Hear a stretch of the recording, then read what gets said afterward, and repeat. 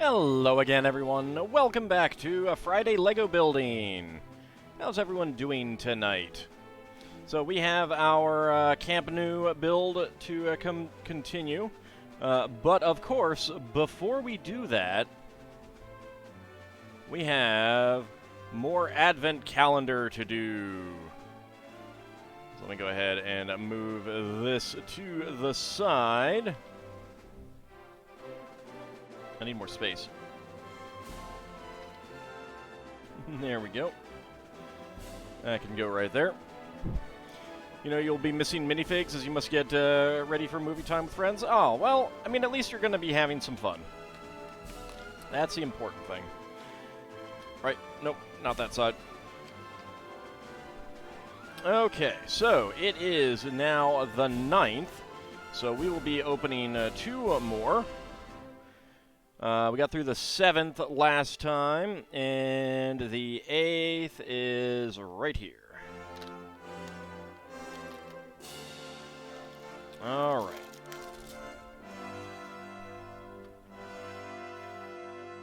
A little table with cake on it. Yum, yum. Let me go ahead and put that up there. How am I? I am doing pretty well, all things considered.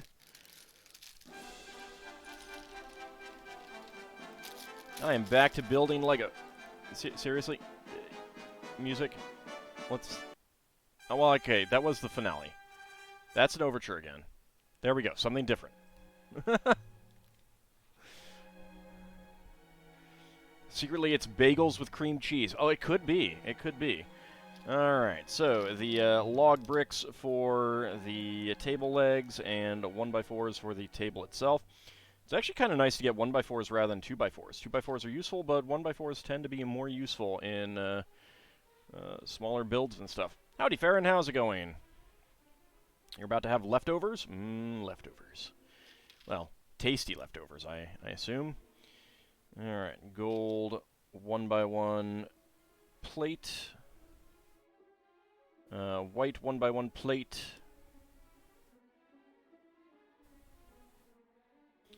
And a nougat 1x1 tile slope. Okay, let's see. 1, 2, 3. Yep. Alright, 3 nougats and 2 white 2x2 cylinder plates. And then a white cylinder tile with center stud. What kind of bagel and what flavor of cream cheese? Well, it's just a stack of plain bagels, probably. That's why they're this color.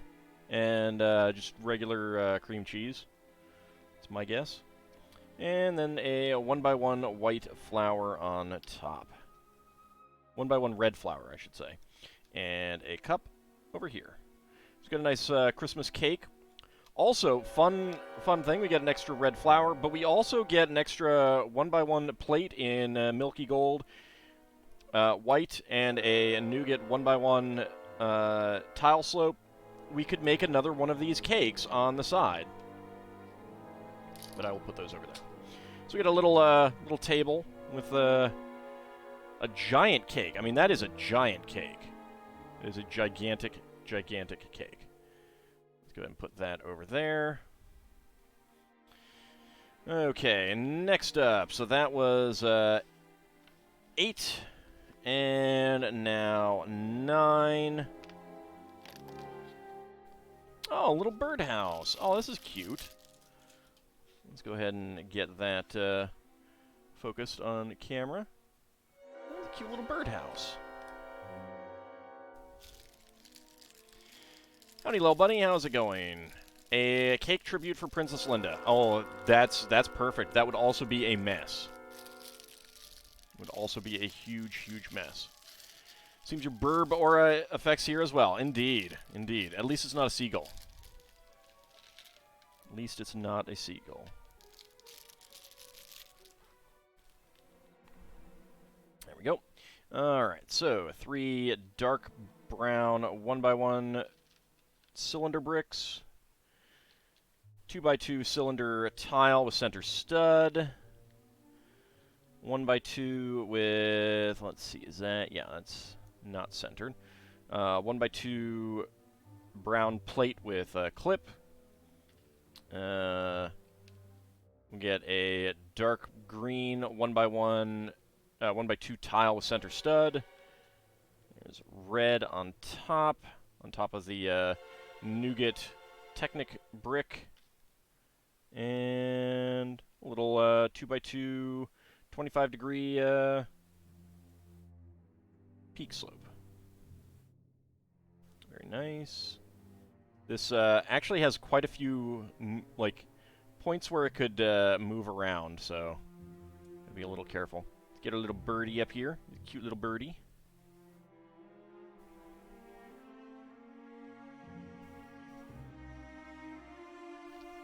And we got the carrot top in brown for a little perch for him.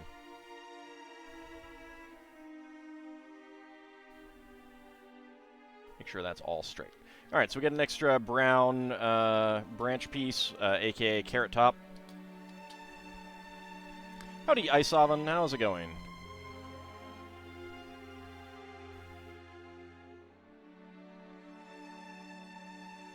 Come on. Focus.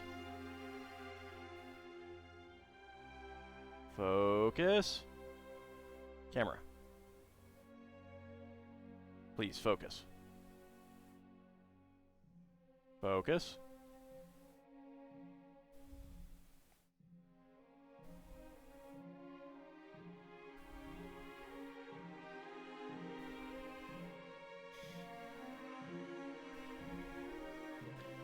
Will you focus now? It just does not want to focus on the bird. Jeez. No, no, no, not birdie for kitty dinner. No, ew, gross.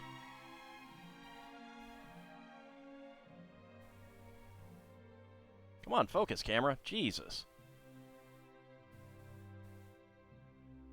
There we go. Look at the cute little birdie.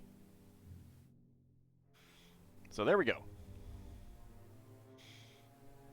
Let me go ahead and center that. There we go. All right, so that is our advent calendars. So when I get to the Wednesday before Christmas, I will be opening up like all of the rest of these, just because I will not be streaming the Friday before.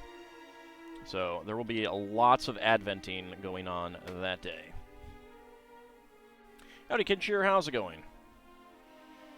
I know, Dracophile. I'll be doing some extra adventing. Alright, so then we have the Friends Advent Calendar.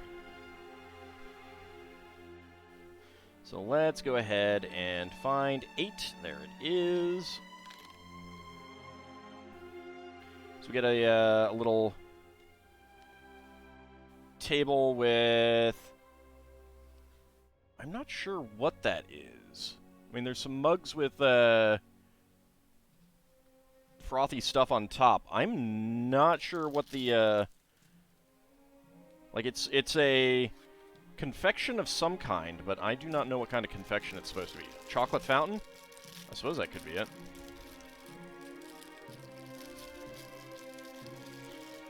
Can you say that the mentioning of bagels and cream cheese made you hungry for bagels now?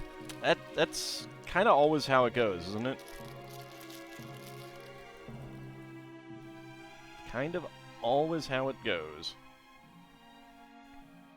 Speed running the Lego Advent. Okay. We get brown brick bricks for the legs.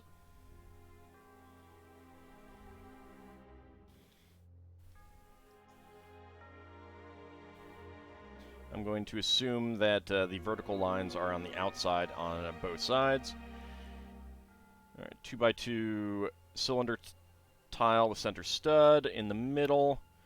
Two gray, 1x1 cylinder plates. Brown 2x2 radar dish and a brown ice cream piece on top. And then a pair of mugs. And then the 1x1 cylinder plates just kind of rest on top. They do not. They don't click in, so they're going to be loose. 1x1 cylinder plates in white and gray, and an extra brown ice cream piece are the extra pieces. Also, why does my chat keep pausing? We do that, chat. Let's see how that goes. Alright, so. I have no idea what the confection is supposed to be.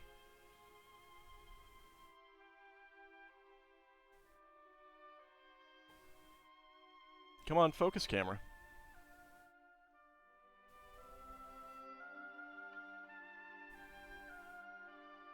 There we go.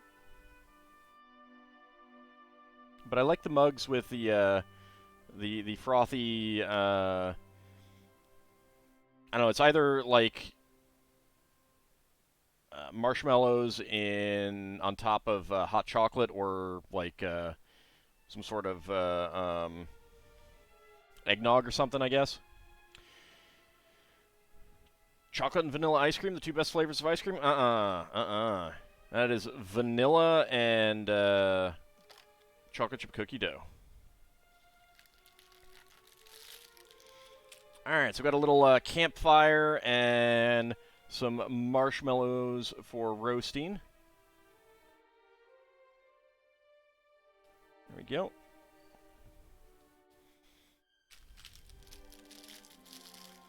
Whipped cream or ice cream is also popular toppings for hot chocolate mugs. Oh, that's fair.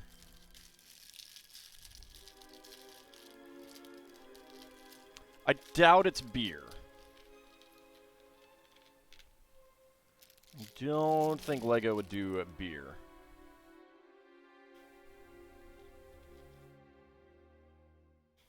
Alright, let's get the roasting sticks in the 2x2 plate with rounded ends.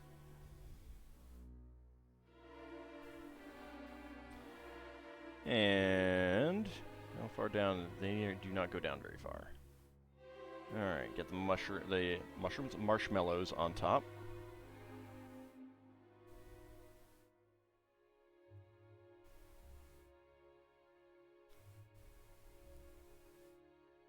There we go, and then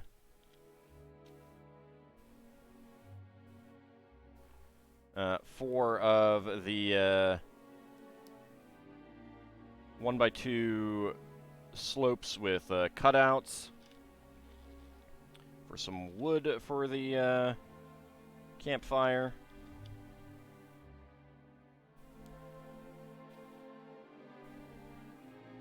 Kind of a shame that they didn't use brown for that right there, but... Chocolate fountain, you're guessing, or a hot chocolate fountain?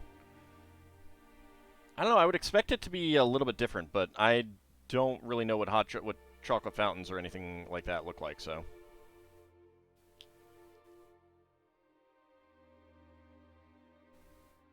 Alright, spare pieces.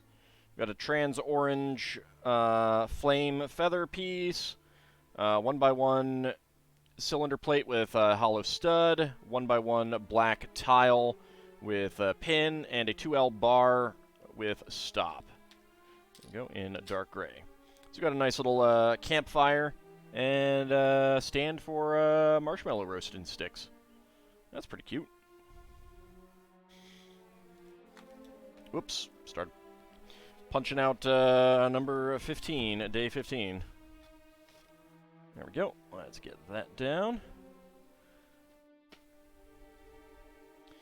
And go ahead and get our stadium section back on the desk. Golden Corral usually has them, if you recall. All I know about Golden Corral is that RiffTrax loves to razz on Golden Corral. That is literally all I know about it. And the fact that it exists. Alright, we've got a small bag for 11.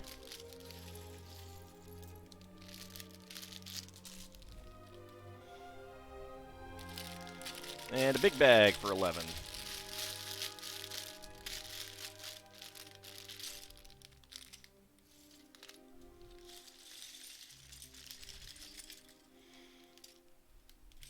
We're going to be doing much the same as we have been doing for quite a while here. And we have 2 more sections that are going to be very, very similar as well.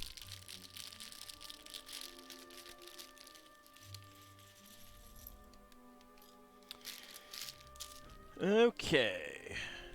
There we go. Alright. So, spread out the pieces a bit. Alright. Pair of corrugated bricks here on the back. Get our usual tile.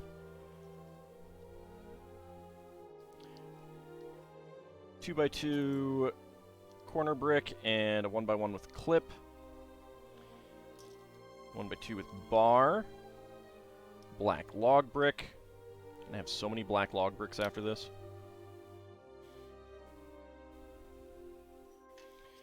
Okay, and 2x8 plate, 2x4 tile, and then 1x2 plates with vertical clips.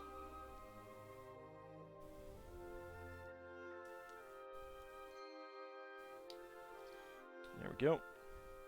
And we know that we're going to have another pair of these, so let's just go ahead and get them on. I'm going to do this in one day. The build is going to surprise me.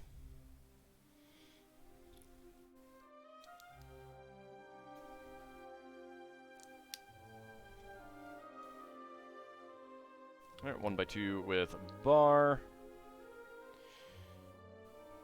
So how is everyone doing today? Looking forward to Christmas?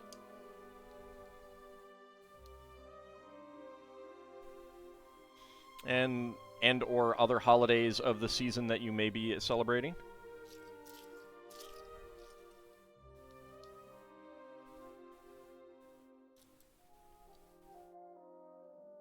Alright, let's get a 2x2 brick there. Okay, down at the front, we are going with a 1x2 tile. There we go. Right, another log brick.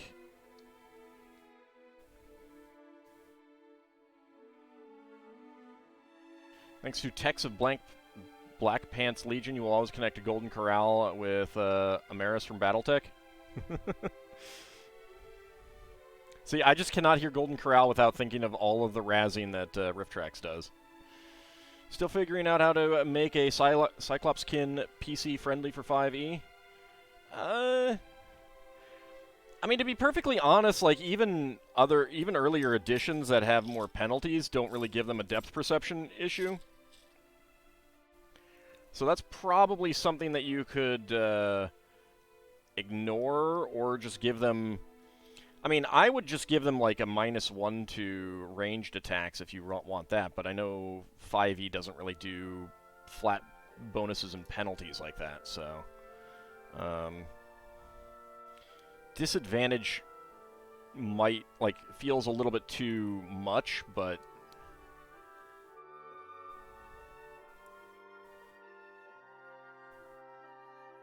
kind of want to give them some sort of bonus to them aside from their natural armor. Well, they should be strong. Very good at bludgeoning things. Rolling things.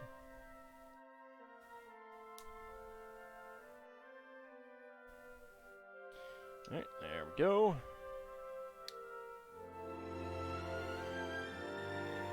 Yeah, Cyclopskin didn't actually make it into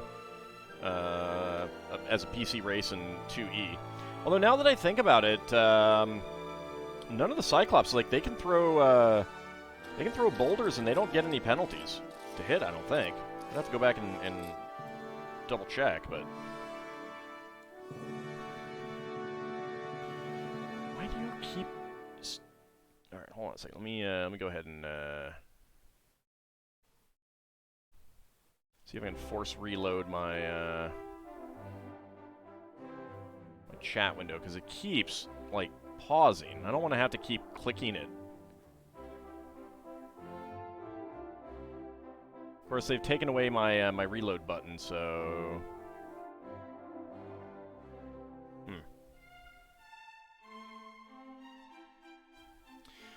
Strong and hardy are things you gave them, but powerful build because they are a giant type race, just the side of medium by later edition standards.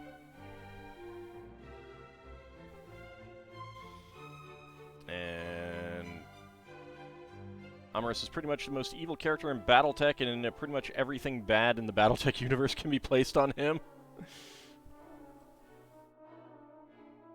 My chat thing is trying to save me, holding back an eldritch horror from outside space.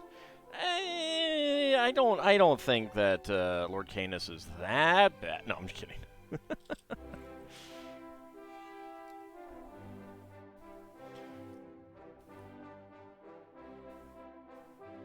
I mean, the thing about Cyclops skin is that they're mostly just big guys. I mean, there is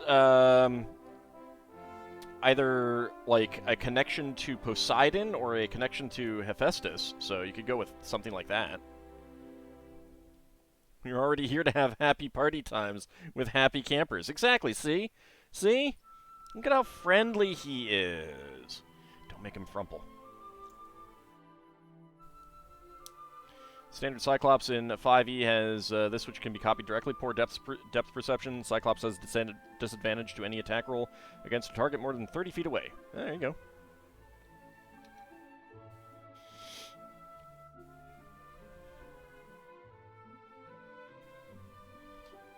Could give them bonuses to, like, forging or something like that.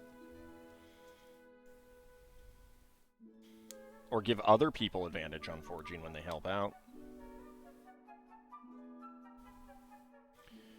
It's a little friendlier than just disadvantage, that's true.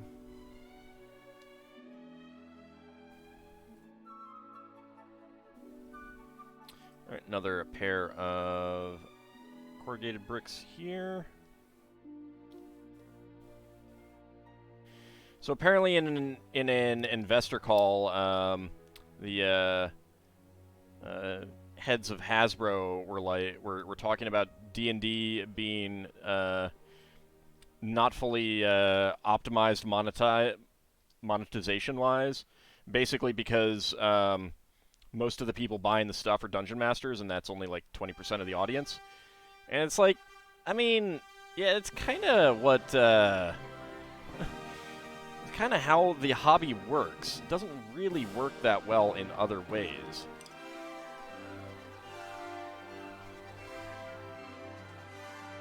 I mean, they're talking right now more about, like, making other merchandise that everyone wants to buy kind of thing, which is good. But I kind of fear when you're talking about it's underutilized monetization-wise. It kind of feels like there's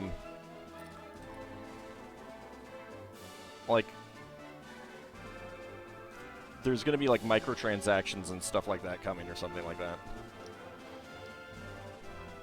Stop pausing, dude, to scroll. What the heck? It is a bit of a red flag, yeah.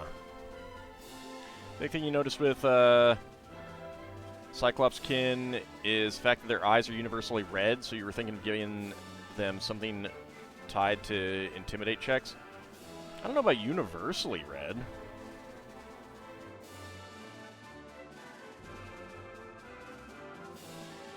The group doesn't tend to need more than one copy of A Guide to Fair Run. Don't even really need like more than one copy of the DMG, the Player's Handbook, stuff like that. A lot of that stuff can just be shared.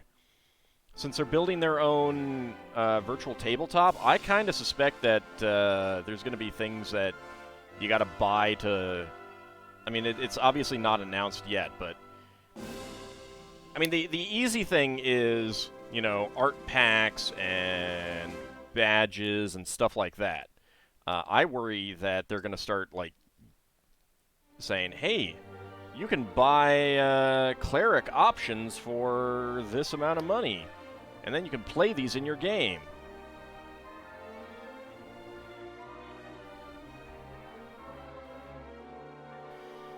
Moved to Pathfinder 2nd because of accessibility of the content, and Fantasy Grounds has partnership with Paizo, so you're able to get an AP for 1/3, $42 because you have the PDFs.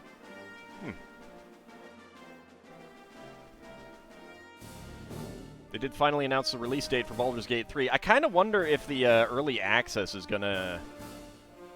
Like, I have heard from so many people, isn't it out already? And I wonder if the early access is gonna hurt Baldur's Gate 3.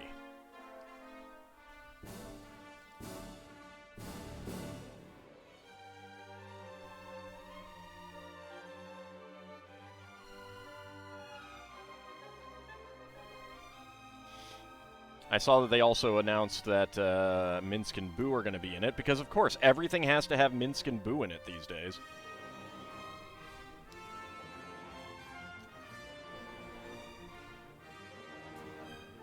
I mean, I like Minsk and Boo, but there are better characters out there.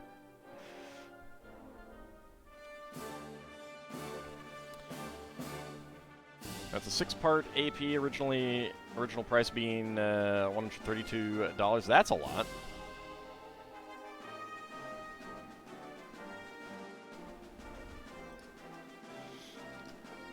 I mean, I will grant that like, I'm not going to be buying any rules from Hasbro anytime soon. But if they did come out with like fancy digital assets I could use in my game, I would be interested in getting them. Like, if they actually had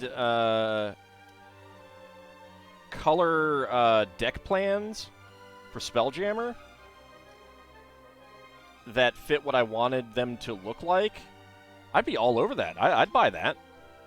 Hasbro would get money from me. Right now, they're getting 0 from me, and they're not likely to ever get any money from me. So I was actually really surprised that there was no like fancy deck plans for use in virtual tabletops. Like, really surprised. But at the same time, that still doesn't, like, that's still not something that goes, you know, even if they did that, that's not something that everyone is going to buy. That's just going to be Dungeon Masters again. Because the nature of the game is that most people just need to show up to play the game. They don't need to buy a whole bunch of stuff. It's good for them to buy a player's handbook, but it's still not necessary.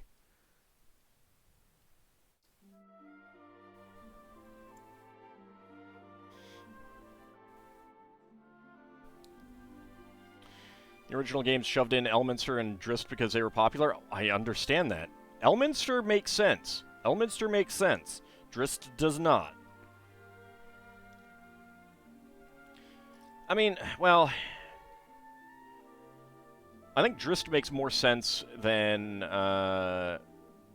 Minsk in the third game, because the third game is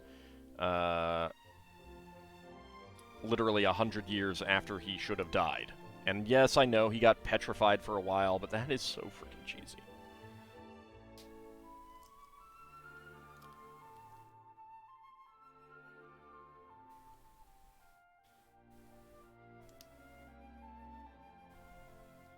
Alright, let's go ahead and get this one on there. Alright, and then we make our bar thingies.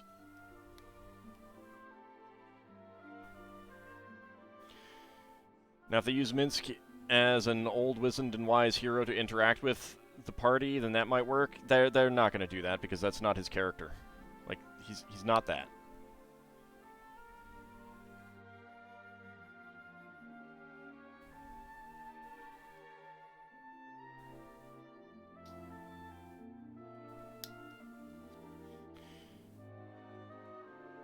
I mean, I would have considered playing it, because you know, let's be honest, I kind of need to play some of the big things that come out and try to get some additional traffic on my channel.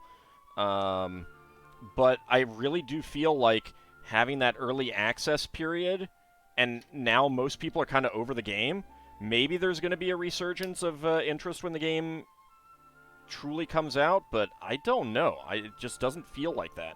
I think most people have kind of I don't want to say moved on from the game, but they played some and either, you know, and the interest has just waned. I think that is a game where early access may have caused problems. Some will want more. Some will definitely want more.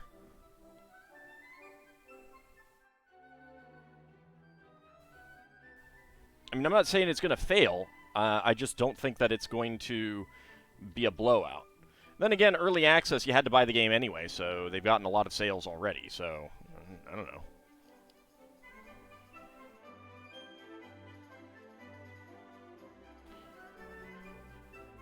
You know, some of your friends have been holding off because it's in early access. I mean, that's good. I mean, we won't know until it's released and we get the sales numbers. So, I don't know.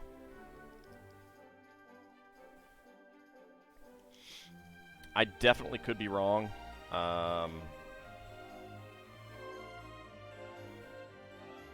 It just feels like the announcement that it came out was like met with, isn't it out already, kind of thing. But then again, maybe those people weren't interested in it at all anyway, and they wouldn't have bought it at all anyway. Oh. Celesta Crown of the Magister is right now the quintessential 5e game, even though some classes are locked behind DLC. Ugh. Never pre-order, never buy early access, never consider a game as existing until it is released. Yeah, I mean, I mostly am the same way, but there are some things that can get me interested in them.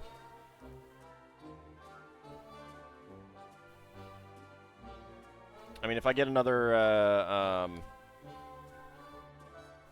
Expeditions game, yeah, I'll definitely be. I may not pre-order, but I'll definitely buy it day one.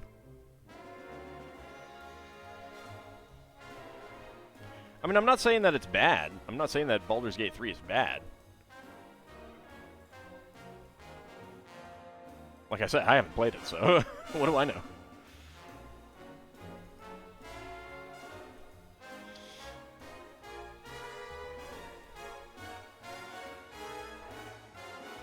And obviously, I'm citing anecdote rather than any sort of, like, market research.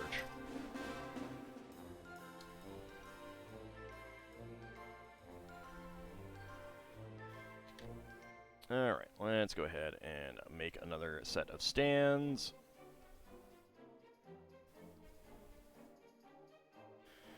Considering the release date of most games these days, I feel like most games actually come out in pretty good shape these days. There are certainly some significant problems with certain games. I think that kind of colors the like the feeling, the sensation. You know, people think about Cyberpunk 2077. People think about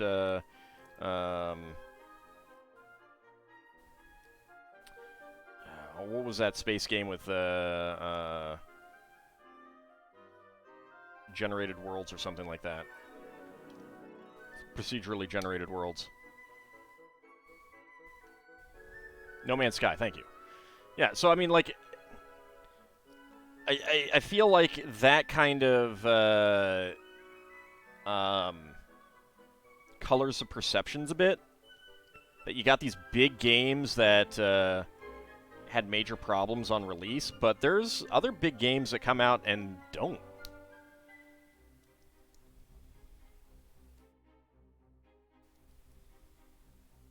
I mean, there's always going to be some bugs and some patching and stuff like that, just because once the game is out in the wild, you've got so many more people doing so many more things in it than you ever had with actual playtesting.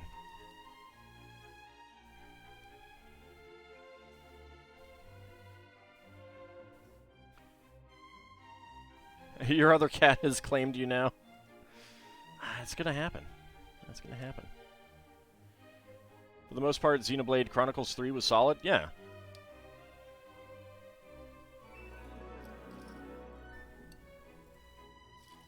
Alright, there is my tile. Yeah, people doing things in the game that the game wasn't designed for and needs patches to stop it. Right, like, I mean, it's just a case of, you really can't anticipate every single thing that the players will do when you're doing playtesting.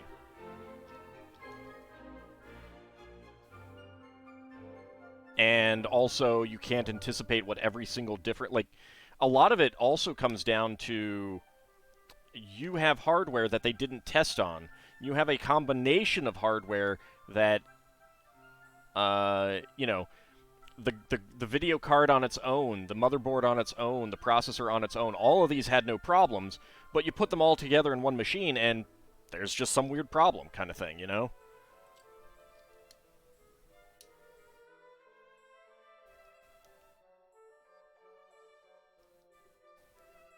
Releasing a game is very much a... you hope to have no real problems, but it is, to a certain extent, a giant beta test. Less so with, like, console games, though. Howdy, Title Rabbit, how's it going?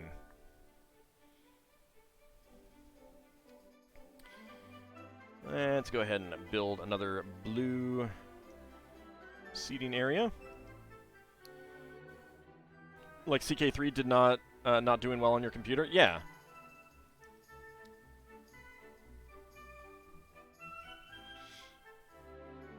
There is the other one.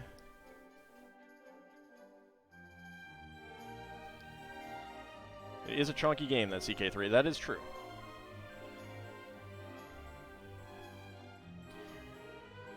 Crusader Kings 3.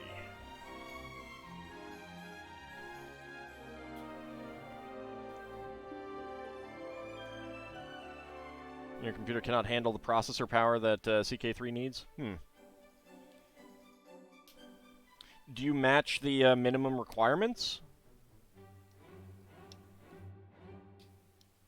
Because if your computer matches the minimum requirements, it might be worth submitting a bug report or something.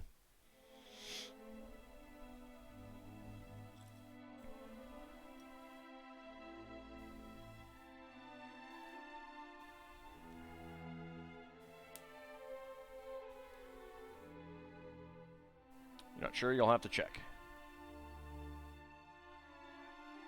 I mean, to be fair, wait a second. Yep. I got that wrong. Like, so many games that I've played say minimum requirements Windows 10, and they're fine. They're fine on Windows 7. But then I got Chrono Cross, and it just does not run on Windows 7. I have not tried it on my new Windows 10 install. I need to do that, but I don't have, like... I won't be playing that right away anyway, so, like, I still have a lot left in Xenoblade Chronicles, so I'm not even looking at it. I like how some of this LEGO is clearly to mimic structural components, but do not at all add structural integrity. Yeah.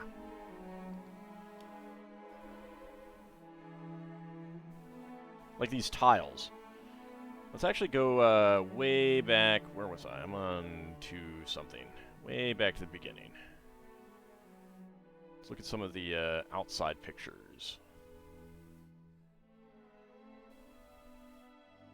You get some outside pictures. I don't know if that's completed. Yeah, it's probably completed.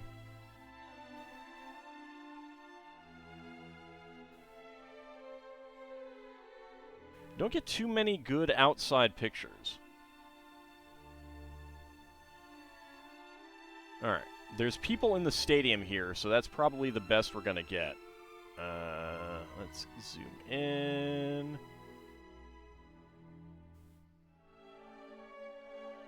Yeah, so there's pretty clearly gaps in there, and that's what these are representing. These are like the internal walkways. So there's filled sections and gaps, like filled and then gap and filled and gap kind of thing.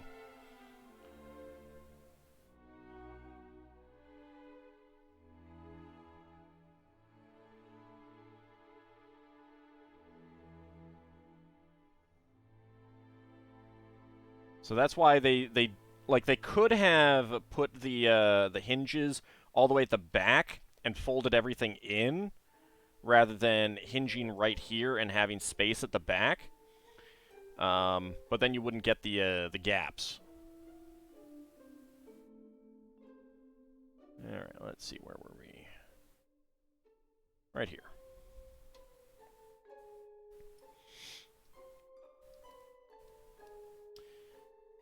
Yeah, see, it says Windows 10 Home. I mean, Windows 10. I was playing it on Windows 7 without any problems.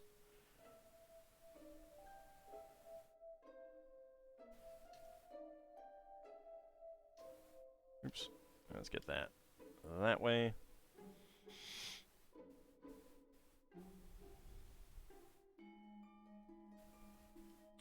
When running Windows 11 on this new computer. Yeah, I mean, it's probably a hardware thing.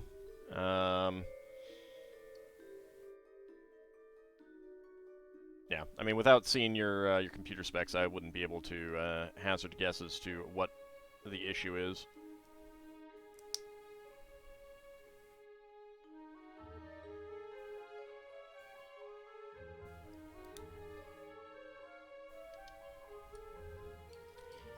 Okay, and then we get another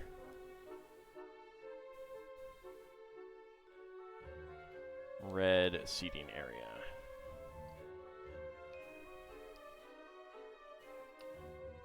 And we knock off a plate, because that's what we do.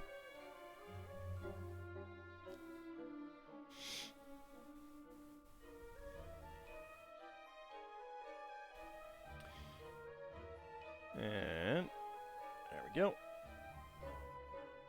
Next up, white plates.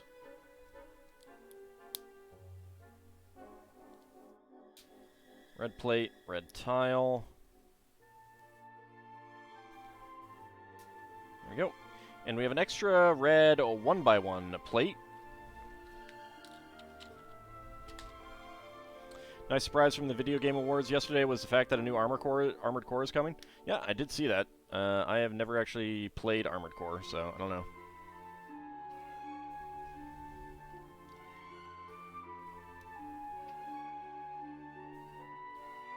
I don't know if I will be getting into that at all or anything like that.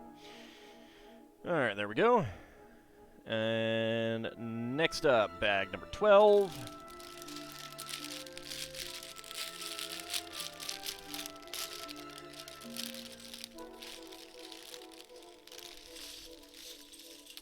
See, if we were talking one of the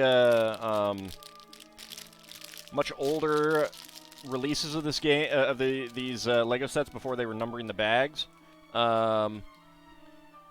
you'd probably get just like bags of these corrugated bricks and stuff, which is always pretty interesting.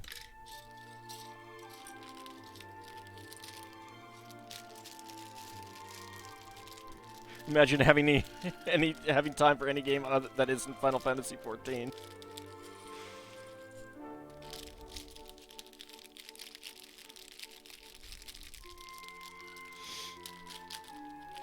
You did enjoy the Front Mission games a little more? I have only played Front Mission 3, I think, and it was definitely interesting, but felt too complicated for a casual play.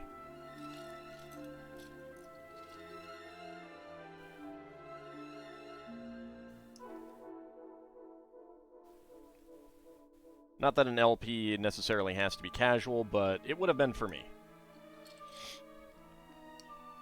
I very much was like looking into it, and I was like, I don't want to learn this. I don't want to learn this for a Let's Play.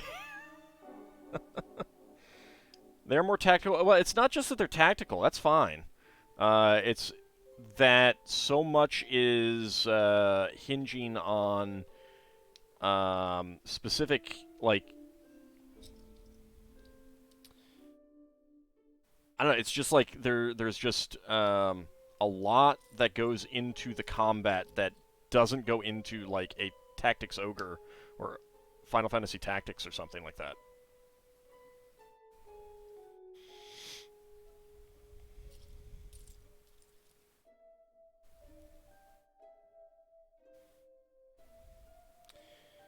And there we go.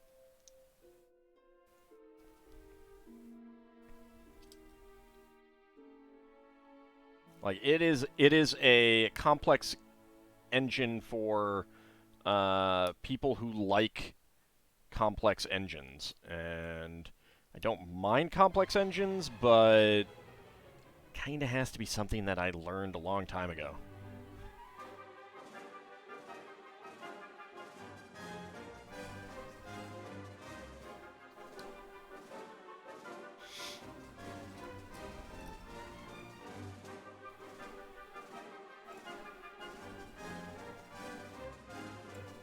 Like, if I already knew the basics, it might be easier.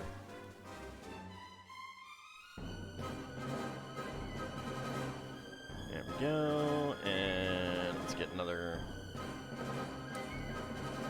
tile and 2 more corrugated bricks there. It is believed that the blue and garnet colors of the club came from Liverpool's former Merchant Taylors College rugby team, where 2 of the club's English founders had played.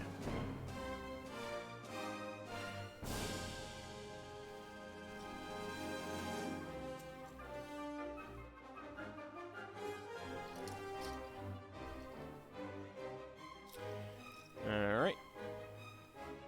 And there we go.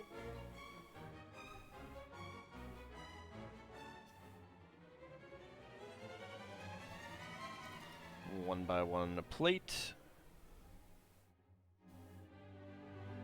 Need a 1x2 plate. There we go. And our... let's see if we can get these on now. 1x1 with clip. Where are you? 1x1 with Clippy. There you are. There's Clippy. No, it's not Clippy. Thankfully. Learning new stuff is fun, though. It can be. It depends on how it is, and I mean, again, I don't mind learning new stuff. I like learning new stuff.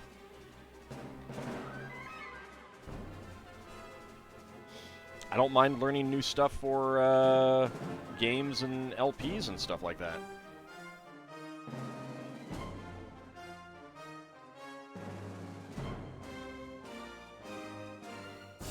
There's just a lot of stuff to learn. It's easier to replay Tactics Ogre, yeah.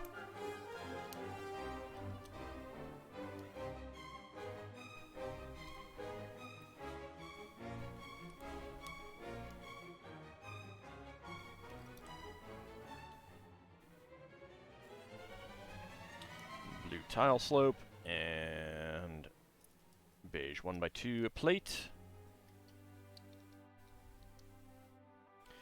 There we go.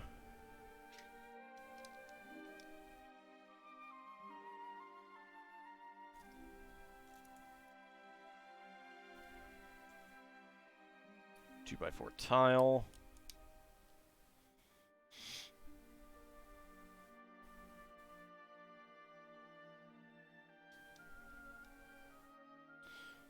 All right. And now more corrugated bricks. There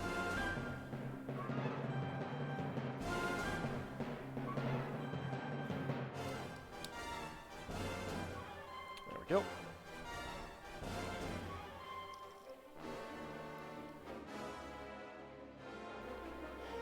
Also, I noticed that the foosball table, one of the LEGO idea sets, it's already discounted. It came out just like a month ago. I don't know if that's because of Christmas coming up or if the set has just really sold that poorly.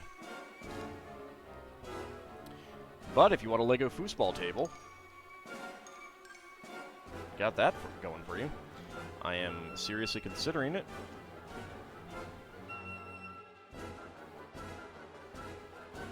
It did get a lot of criticism, though. I don't... looking at it over and looking over the interviews, reading the interviews, it doesn't feel like the criticisms don't really feel fair. The criticisms very much are like, it isn't exactly as the virtual, and that's an important thing. The original design was virtually made. It was not made. I don't think it was made live, and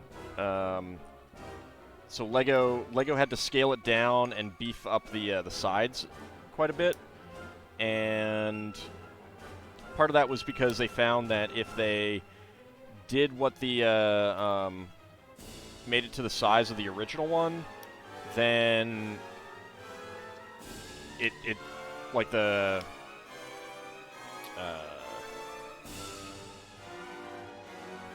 Technic axles going all the way through would tend to get damaged.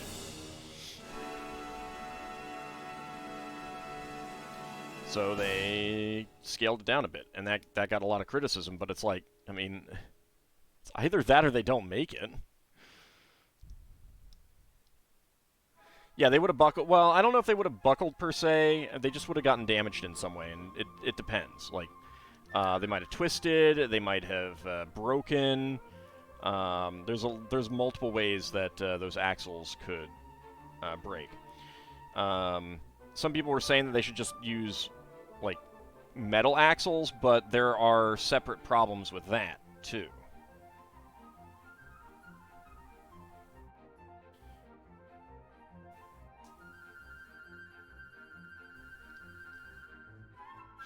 Like, for one thing, they'd have to make a whole new part for it, and it would be made out of metal, not plastic. That it would probably have to be outsourced.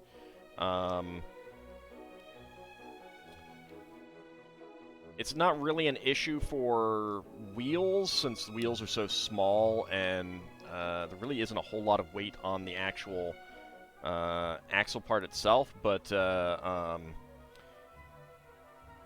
you know, that kind of thing can, over time, wear away at the plastic, and generally you're going to get the wear on the plastic, not the metal, when metal is moving against plastic.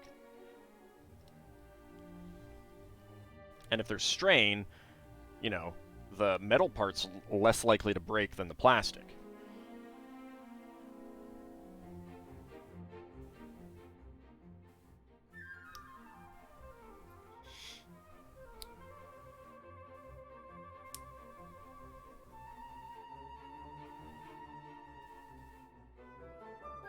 So I am thinking about getting that one.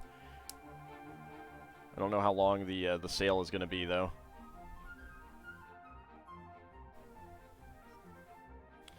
There we go. And then the final set of seats.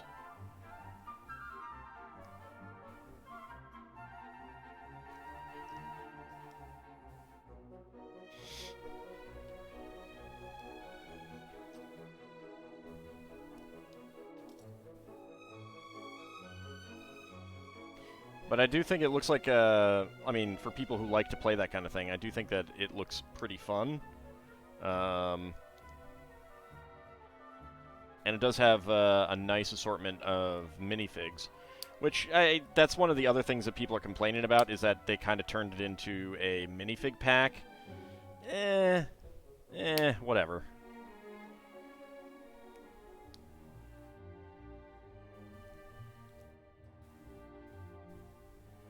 And there we go. Clip that on.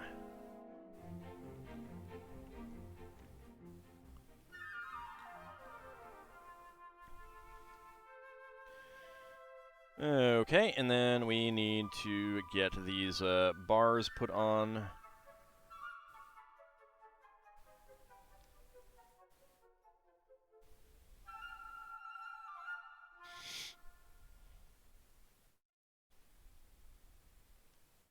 There we go.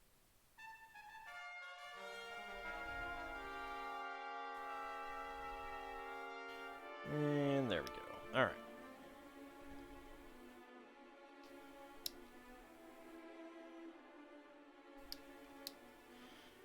Okay. That needs to be straightened a little bit there.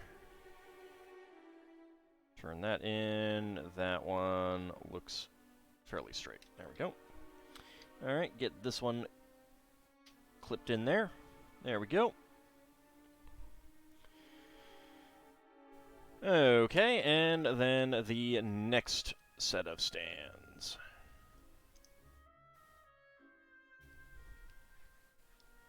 Nope, that goes that way.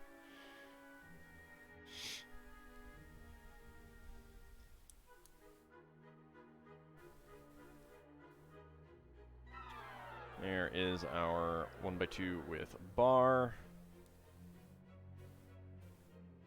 Black log brick.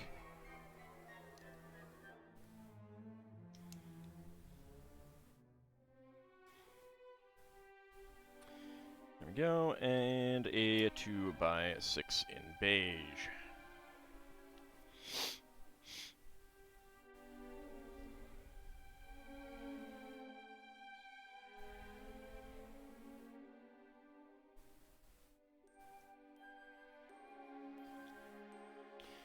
Alright. Get our usual bottom portion on. There is our white 1x2 tile. And here are the red 2x2 half tiles.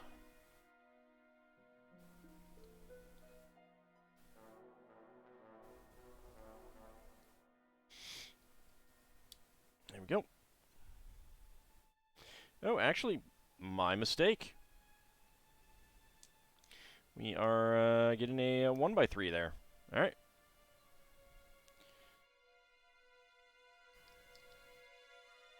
Two by two on there.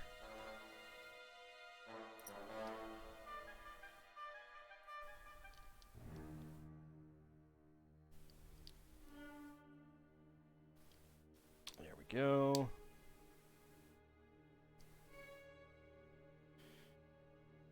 Okay. And then we make our bottom set of stands. Realize something you forgot. Urda age categories. Anyone know when they're considered adults and when they're considered old? Hit me up after the stream and I can look that up for you.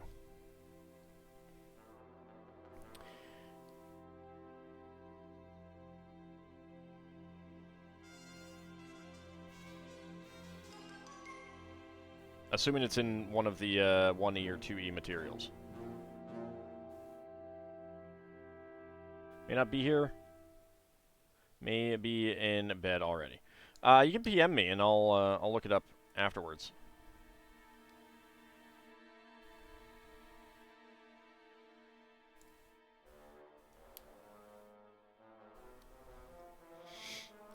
And if I find it, I will let you know. If I don't have it, I will let you know that it does not exist.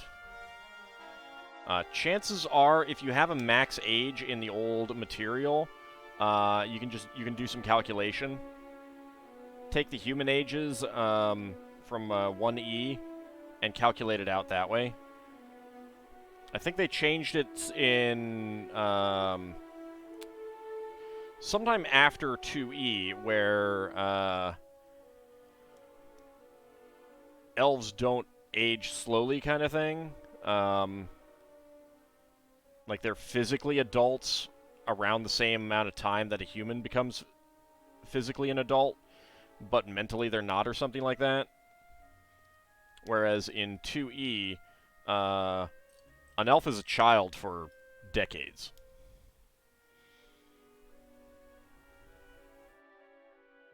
One E and 2E. Yeah, pudding. Ooh. Pudding.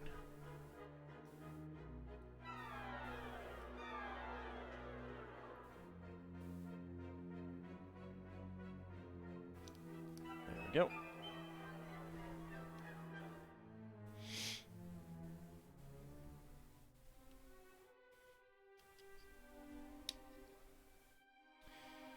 There we go, and a 2x2 right back here.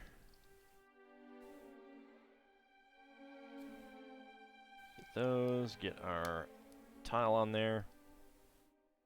You don't think they made stats for Urda except for the very end with the Dragons of Summer Flame stuff? Oh no. No, Urda are in the beginning of 2E. I just can't remember if they have the age charts. The Monstrous Compendium, Monstrous Compendium 4, Appendix 4, has Urda in them, and that has basic player stats, the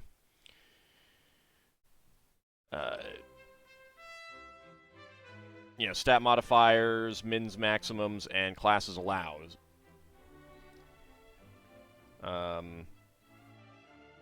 Heroes of the Lance box set may have, like, they're definitely in that box set, but they may not have, again, all of those features.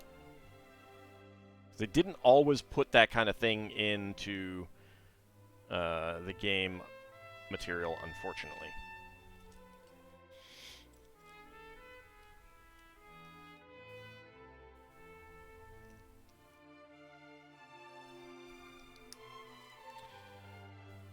There we go. And high ogres can live to 500 years old.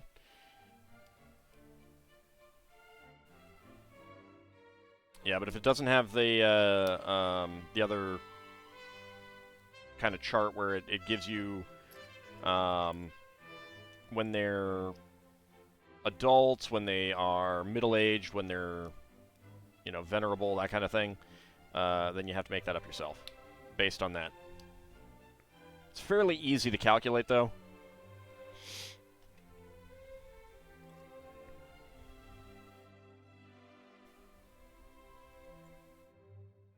Probably add 50 onto it and then divide by 2, and that gets you the point at which you would you'd roll for their max age kind of thing. Maybe not 2, but would for elves, but not necessarily for other races. Must go and begin the readying process. All right. Thank you for coming out, and have a good time.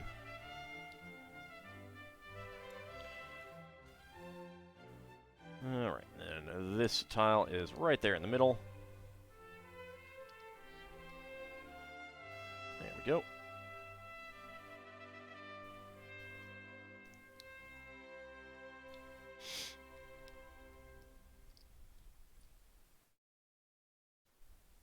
Goes to the FF11 website and is amazed that he was able to log in with his account.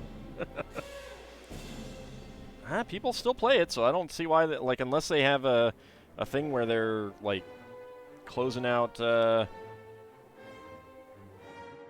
accounts that aren't used for a certain amount of time, I don't see any reason why that wouldn't be the case. It is pretty nice, though.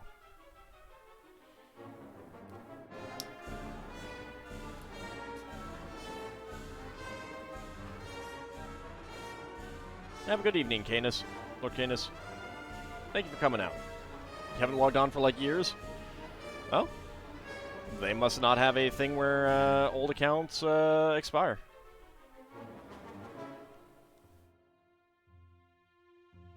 I mean, to a certain extent, that's a good way to get people to come back, because, you know, if you went there and your account didn't work, then you might be like, it's not worth playing. But if your account does work, then it'd be like, oh, hey, all I need to do is do a couple quick things, and I can play again. The only, of course, downside is that there might be some issues with if their systems get hacked and the account information is stolen and people are still using passwords.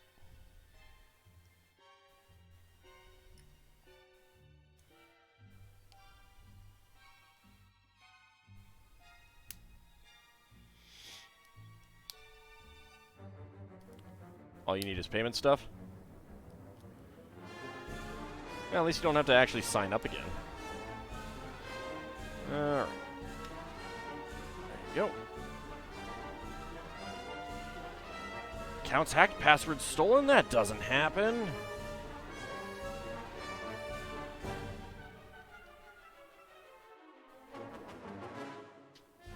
There we go. And we have an extra 1x1 gray plate. All right. So we got 4 more of these stadium seating sections. Go ahead and... Oh, shucks. I was going to blow my nose, but I don't have a tissue nearby. Well, that's unfortunate. I will have to survive.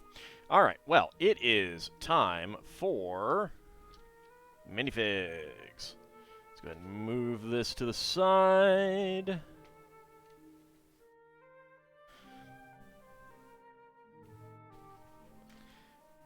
That's the same password as on my luggage. Alright, let's go ahead and grab that one right there.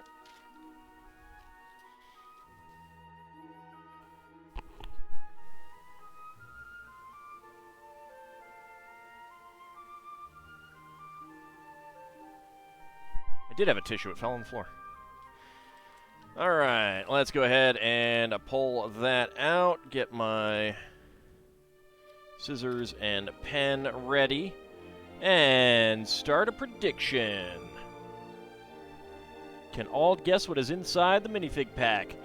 Get your predictions in, and remember, if you wager all of your hams, you are guaranteed to win all of the hams in contention. Guaranteed. Results not guaranteed.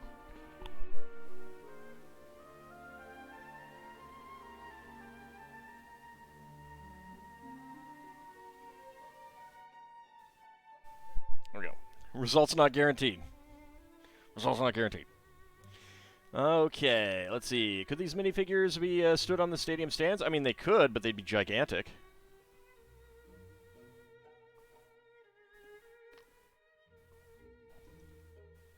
Remember, you have a team of dragon lawyers ready and waiting? Well, that's fine. They would never go after one of their own.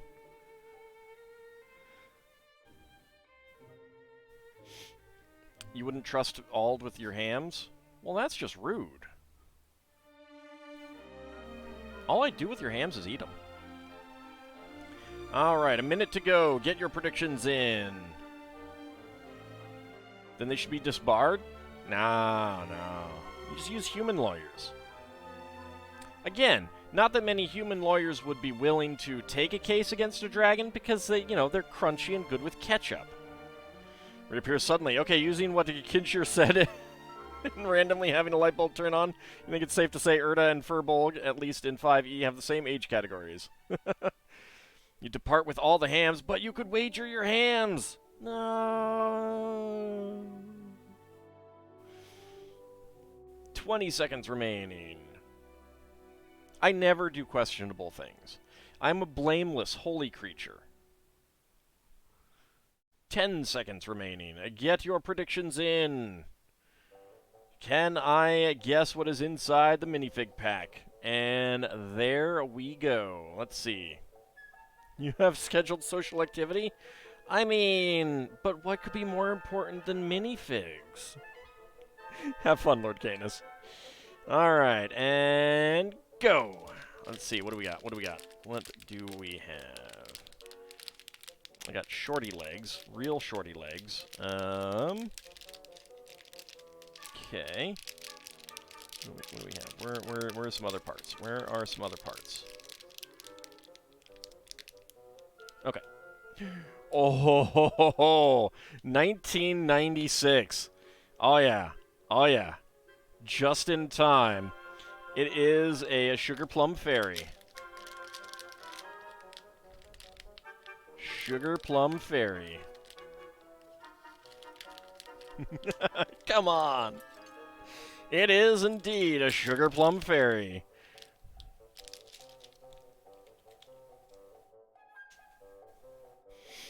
Alright, let's go ahead and choose that prediction within 20 seconds. Alright, who wagered all of their hams and thus were guaranteed to win? Kinshir, PGW Chaos, Bahamut Zero Dragon wagered all of your hams and won them all. Congrats. Results not guaranteed. Title Rabbit Ice Oven did not wager all of their hams. And Kichikun, subscribe to Tier 1. Thank you very much. 56 months. Wow. Very nice. Really do appreciate that. Preskitch with 1,000 hams at 50 to 60. Did not wager all of his hams. Lel Bunny and Dracophile hoping for a long shot no, but because they didn't wager all their hams, it was indeed a no for them. Betting everything does work sometimes. No, it's guaranteed to win. You've consulted the dragon lawyers, Ald, and I am indeed, for now, a blameless dragon. See? See? See? I am a blameless, holy creature. Everyone knows that.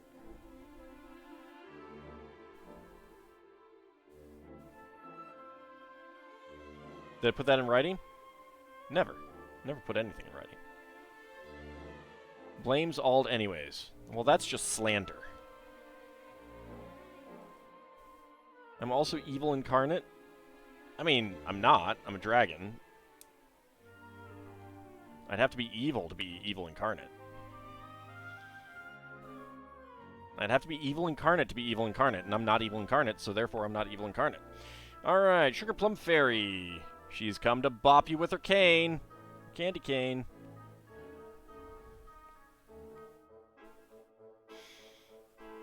Alright, there is an extra white tiara.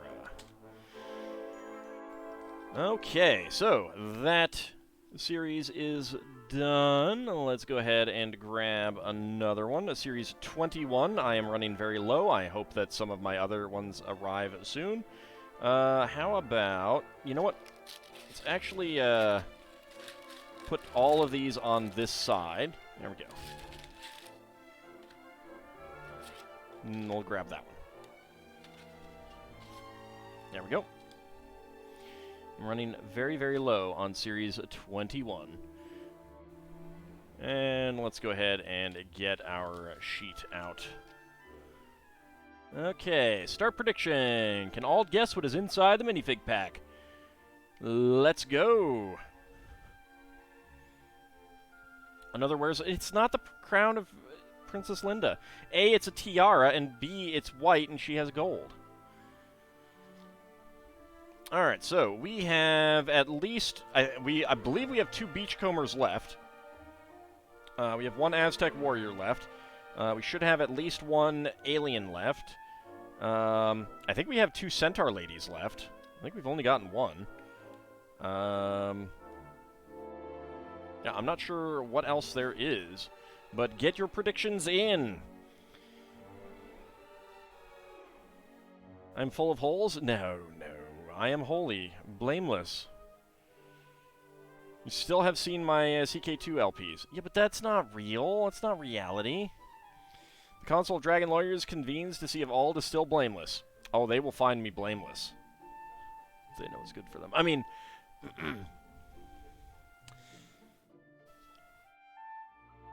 I'm pretty sure we're done with Dog Boy.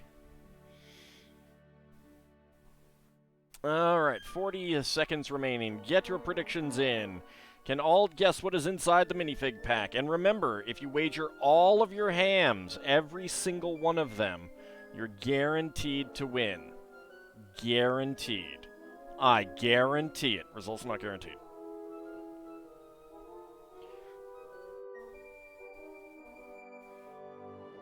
I think I do still have some Pepper Girls.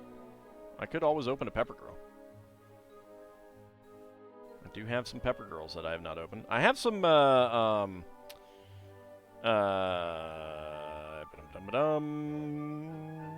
Muppets that I haven't opened too. I mean, because I got all the Muppets that I wanted, but I had to get extras. Oh, it was so bad. It was a bit of a waste. All right. Let's go ahead and get our timer ready. Predictions are closed. Too many peppers. I mean, I know you guys feel that there's never enough peppers. And go. What do we got? All right, it's big. That feels like a horse body. All right. 826. We got a Centaur lady. I guarantee it. A Centaur lady.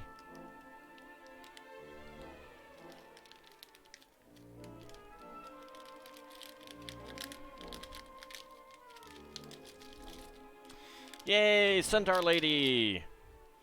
And that was a 9.26. Let's choose that prediction. Within 20 seconds, who wagered all of their hams and thus was guaranteed a victory? Kinshir, Bahamut Zero Dragon, and Dracophile wagered all of their hams and thus were guaranteed victory.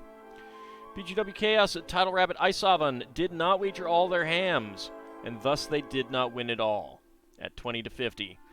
Preskitch hoping for a 50-60, but didn't wager all of his hams, and Lel Bunny hoping for a long shot at no, but again, didn't wager all of her hams. See? Telling you, you gotta wager all of your hams. Well, to be fair, you can still win if you don't wager all your hams. It's just not guaranteed that you'll win. So remember, wager all of your hams to be guaranteed victory. I do like this horse body part, even though it is a lot smaller than... Right, also I can check that away. Hate those hidden hams that you can't bet. Yeah, you know, gotta bet those hidden hams that you can't bet. Otherwise, you're not gonna win.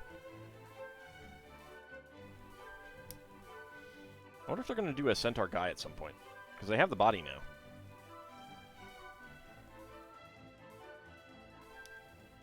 That's usually how it goes. Within a few series, they do a male version of certain things that they did a female version of. I mean, and vice versa. Male for female and female for male, depending. Okay, there we go. And we can go ahead and put her on the thing.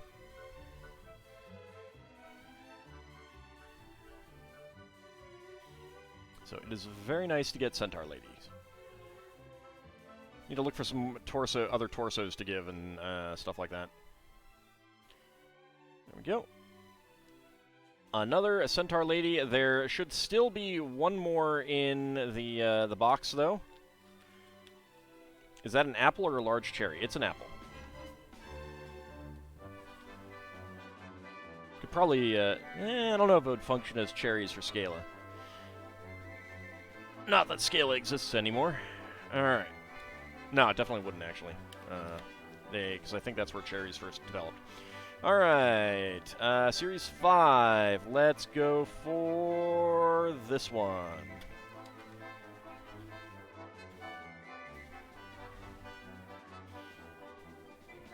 If that was a large cherry, then you would love that.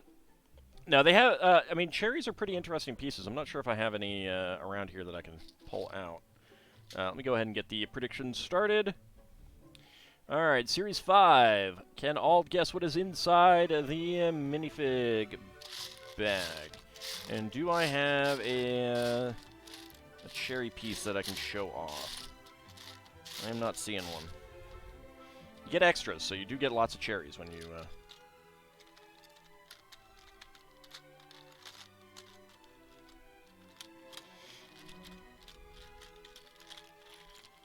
I do not see any cherries. Nope. I do not have any cherries, unfortunately. Put Night Girl torso on Centaur body? I could do that. I do not have a Night Girl close by, though. I don't think. I think the one that I have not taken apart is over in my castle, which is not close by. Water. Go ahead and move the bag a little bit closer. All right. Get your predictions in. Minute to go. Can all guess what is inside the minifig pouch? Minifig pack. And remember, Results not guaranteed. No, I do like the Lego cherries. They're a nice piece. I think they've really only done them in red and dark magenta. Can't think of any other colors offhand. There might be one or two, but unlike the banana piece, they don't really look like anything other than cherries, so it's really hard to do anything with them that's not cherries. Also, they're kind of limited in what they can connect to and stuff like that. So it's kind of obvious that they're cherries. Whereas bananas can be, like, they can definitely look like other things. Alright, just a few seconds remaining. Get your predictions in.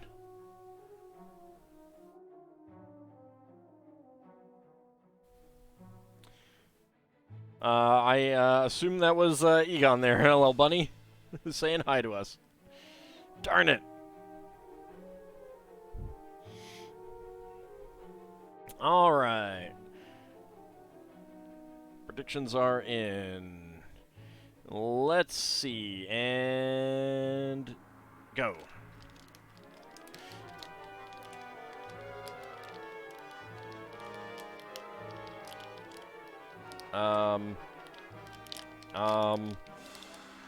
Hold on.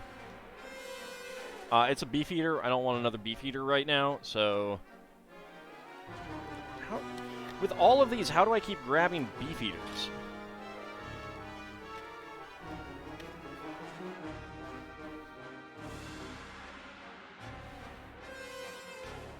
What can you type? Kitty's gonna kitty. Yep. Alright. And go! I'll do the beefeater later. There's a head.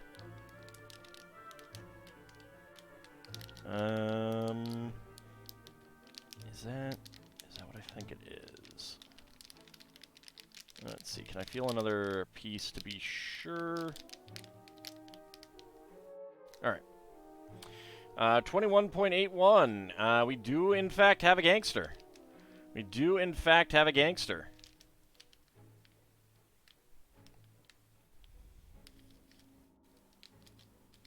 I mean, I could be wrong, Ice-Oven. I could be wrong. Also, having breakfast for dinner. Breakfast for dinner. Yep, it's a gangster.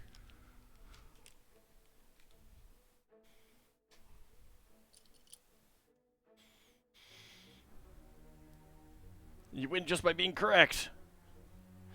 Alright, let's choose that prediction. That was a 21-21, I do believe. 21-81. There we go. 20-50. Complete the prediction. Alright, who wagered all of their hams? Ice-Oven, PGW Chaos, getting all of the hams. 19,000 there for Ice-Oven. Wow. Kinshear, Title Rabbit, Bahamut Zero, hoping for within 20 seconds, but didn't wager all their hams. Preskitch also not wagering all of his hams at 50-60, didn't win. And Dracophile and Lil Bunny, hoping for a long shot, no, but also didn't wager all their hams. See? You just gotta wager all of your hams. One of these days that is going to get old. Howdy, Mr. Wolverine. How's it going? 187 hams for your collection.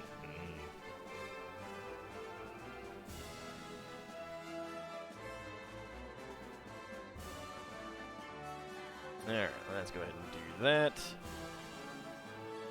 You did wager all of 10 hams. You did, but you didn't wager all of your hams.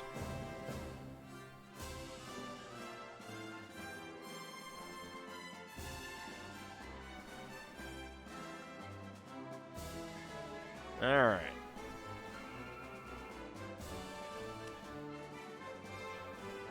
He's here for the violin lessons. And if he doesn't get them, he's going to go blam, blam, blam.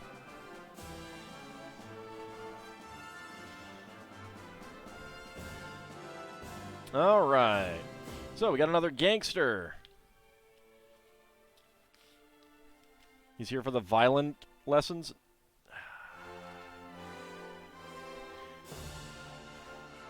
Too many violins on the media. Alright, back to our build. There we go.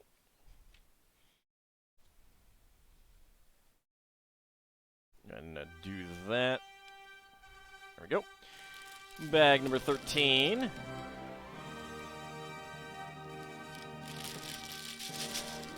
Do I have a problem with the string instruments? Other than I suck at them? No.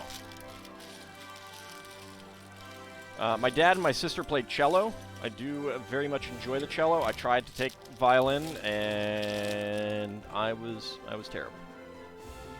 Still looks like a hand of cards.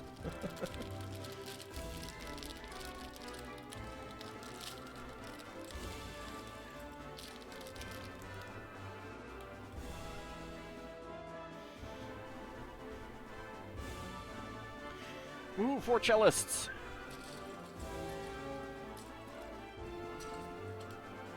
I do like the cello.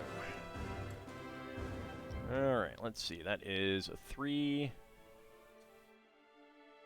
Is my problem all? Do you play string instruments and not suck on them? Excuse me? I feel like that's a reference to something that's over my head. Oh, me saying that I suck? Yeah, no. I just suck. I suck at them. Thanks, Mr. Wolverine.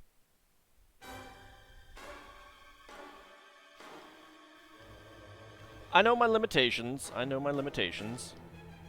Doesn't mean I don't get jealous of the people who are who can do those really cool things, but it's okay.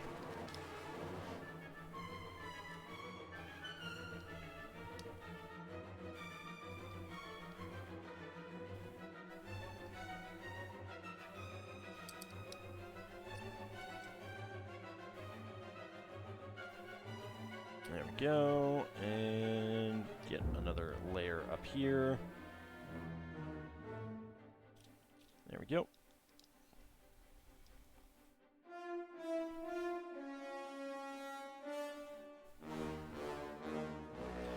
Alright, double stack of 2x2 black bricks.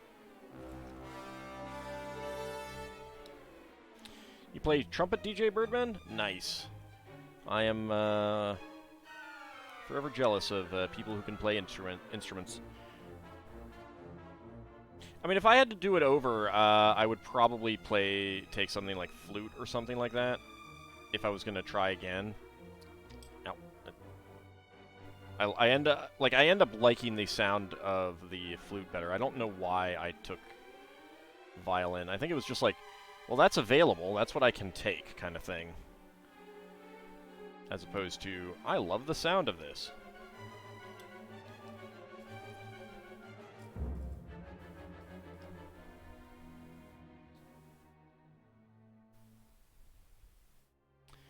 Alright, let's see. A white 2x2 tile. Yeah. Get on there, thank you. And 2x3 plate. Oops. Flutes are cool. They're a fairly big part in Xenoblade Chronicles 3. Yeah, I watched a bit of Crescent's play it. I didn't want to get spoiled too much. I figured, you know, watch the beginning and what is the beginning really going to spoil for me, you know? And I did notice that. The only reason you went for cello was the guy running the orchestra tried to put it under his chin to play it. Okay.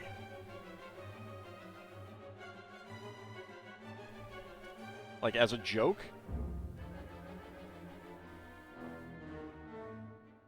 In a few years, Ald will get to Xenoblade Chronicles 3. Yeah.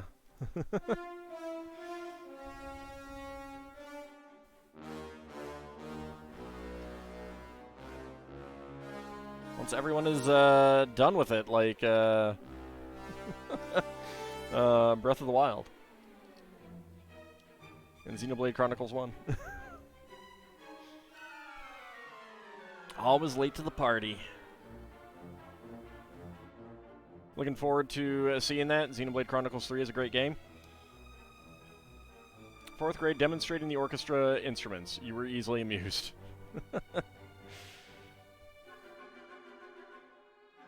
There's a 2x3.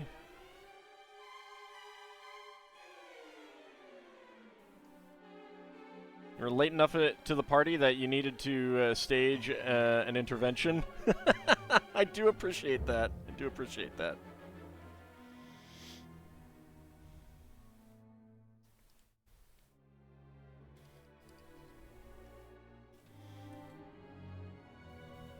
It was a good intervention. Definitely need to think of other Switch games to play as well. I will probably be jumping on board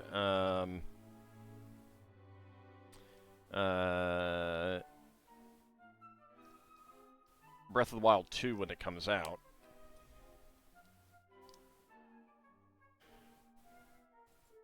I don't think they've announced a release date for that yet, have they?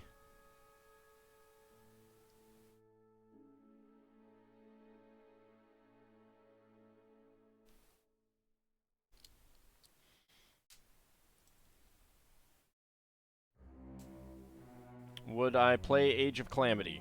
That's the Dynasty Warriors type game.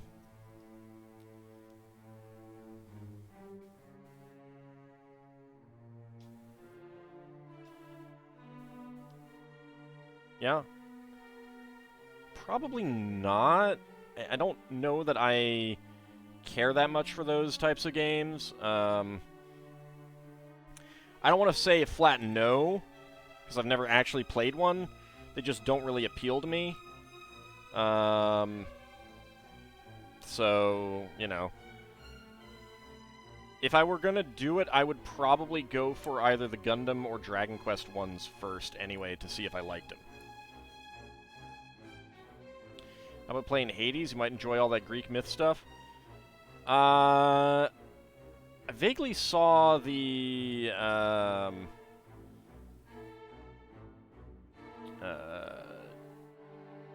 gameplay, and it didn't appeal to me, but I may not have paid much attention. I don't know. It seemed more action-y, and while I don't dislike action games, they are not my forte, and they're not my primary thing, so...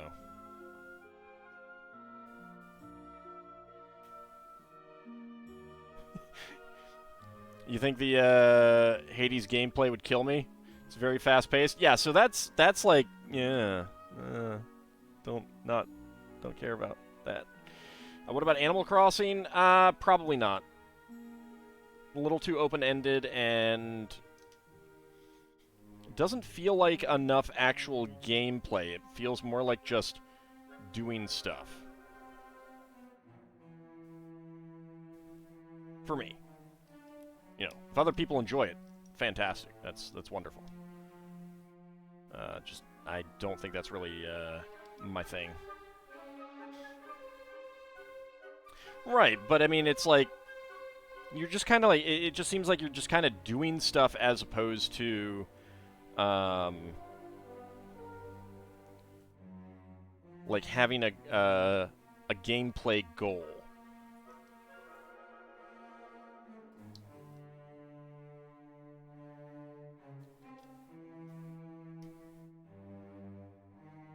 Kiko compares it to a Zen garden. Yeah, but I mean, not everyone gets Zen from the same things.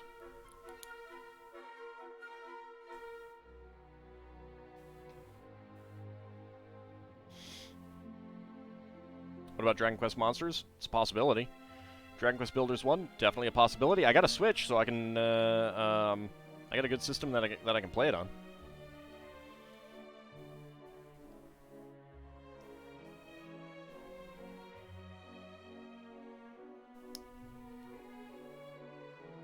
I mean, I am highly likely to give a shot to other Dragon Quest style, Dragon Quest franchise games, just because they are, like, I'm familiar with the franchise and I like the franchise and stuff like that.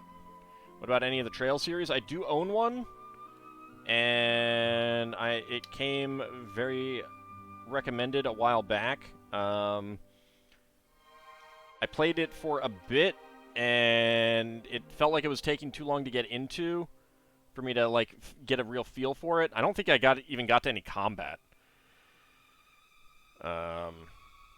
So it's a possibility because I own one, but I don't know how likely it is anytime soon. DS games are not up for retro. I can play DS game. I can let's play DS games. I cannot stream them because the setup is too complicated.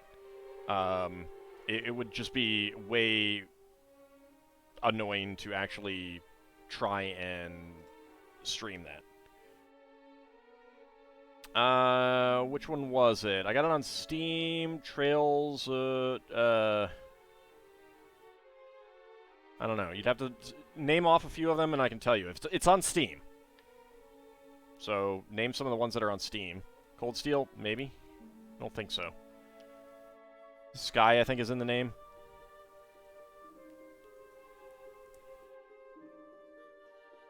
So I haven't put Rocket Slime in for retro.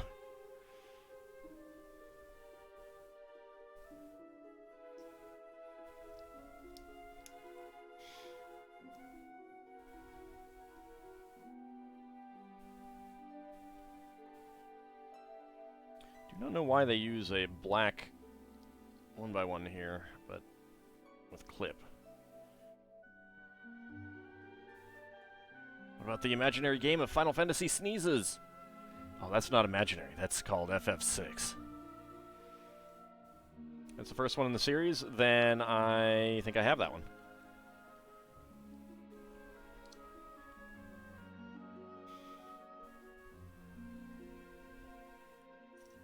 I mean, I'll probably play it eventually. It's just that, like, Trails in the Sky. Yeah, that sounds right.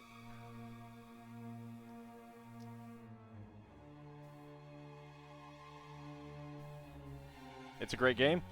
People keep saying that. I played a very little bit of it, and I don't think it was what I was looking for at the time, so it does take a bit before you get into combat. Yeah, see, I kind of wanted to know what the game felt like, and I didn't feel like I got a good feel for that, so I put it off. But I do own it, and if I own it, I may as well try it at some point. Yeah. I think it like, the start was just too slow for me at the time for what I was looking for and doing and stuff like that.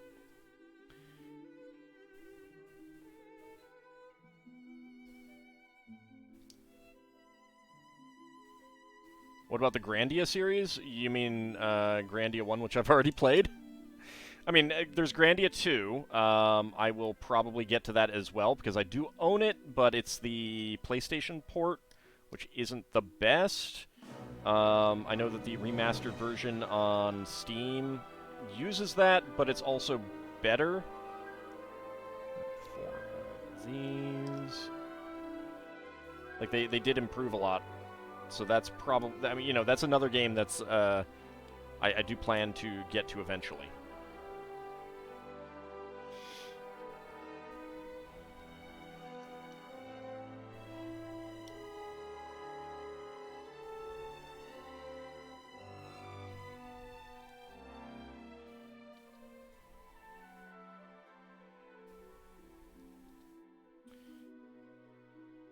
And 2 of those.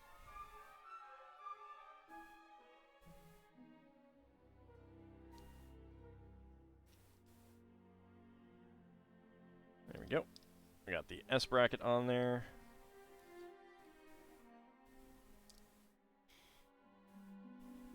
And 2 gray 1x2 plates and a 1x2 tile. There we go.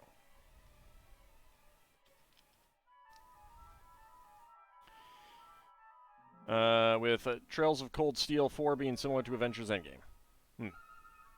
Rocket Slime is one you should play almost at the same time as 8 or right after, since there are some references to it. Well, I mean, references can easily be handled with notes. I don't know. I mean, I would need to at least look into them. I don't know that I'd necessarily play them all, but I might give them a shot, gameplay-wise, once I get a feel for them.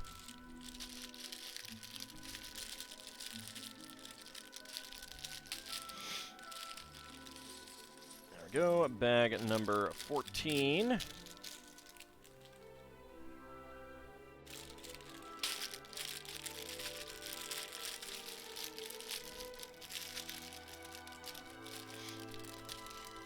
It's implied Rocket Slime is happening, like, right during or after 8. Complements it nicely.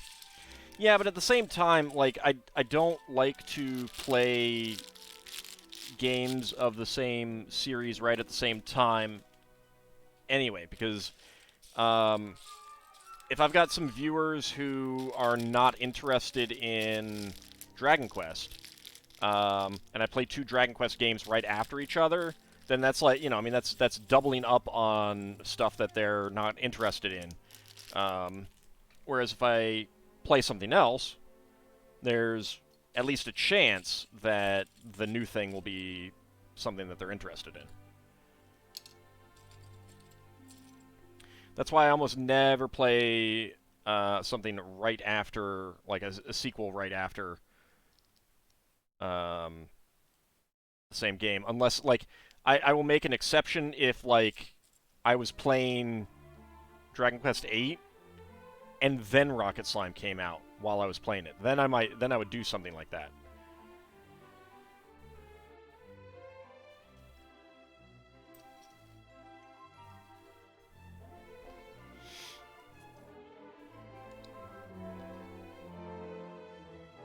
And there's a log brick. All needs time to digest his experience? Nah, not really. I could absolutely go straight through all of the Final Fantasy games in order, but I don't want to do that for viewers who aren't interested in Final Fantasy, kind of thing.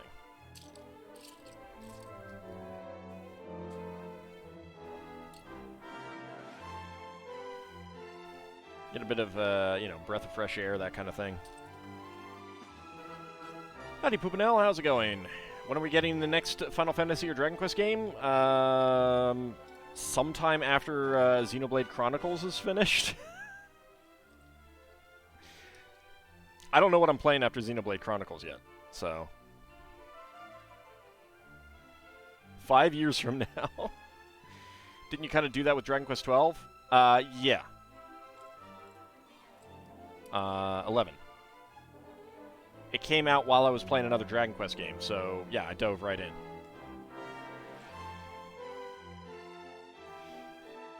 So that's why I said, you know, if something comes out while I'm playing one of the things, yeah, I'll dive in. That's an exception, though.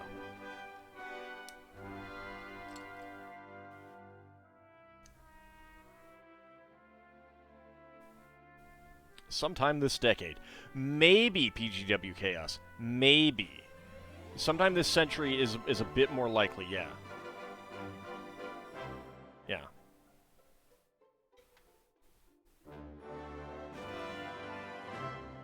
Alright, now we do the corner seating. You can wait. Well, I'm glad for that, at least.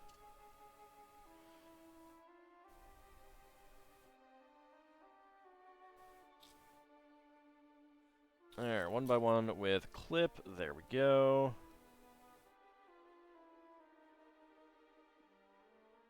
FF9 is on Steam. Switch, you mean? I don't know which version I will play yet. When I do get to FF9. I'll be looking into it when the time comes.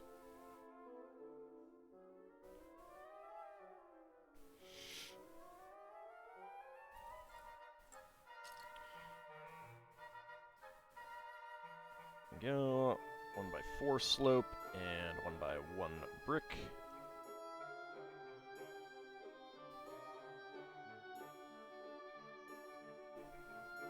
I mean, it's easier for me to play on my computer than on the Switch, unless there's a big problem with it, like I can't Alt-Tab out of the game kind of thing, which some games, even some modern games, do not let you Alt-Tab very easily, which is a pain in the butt.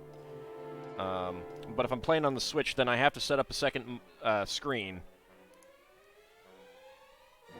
And because of some stuff that my computer will do, because of the primary screen, I have to always disconnect the secondary screen when I'm done. And that's just annoying. It's just like the Steam one? Yeah. It was mostly a joke? Fair enough.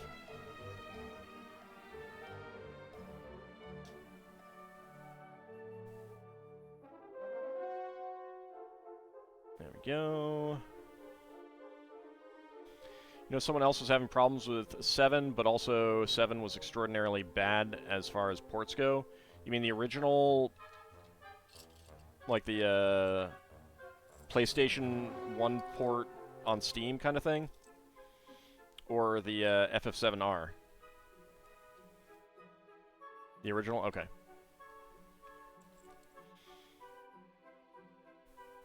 Yeah, I'd need to look into some of that. It is a real shame that Square does not get better Steam ports for some of these games. I think the old stuff, they do a pretty good job. Not the old stuff, the new stuff, they do a pretty good job with, generally. And when I say new, I mean, like, new games as opposed to a port of an old game, like Chrono Cross. But, like, I had no problems with Dragon Quest... Well, I had one problem with Dragon Quest 11.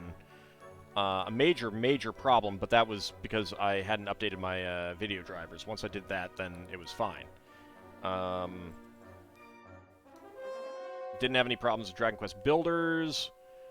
But... PC 7 and 8 were kind of janky when they came out, yeah.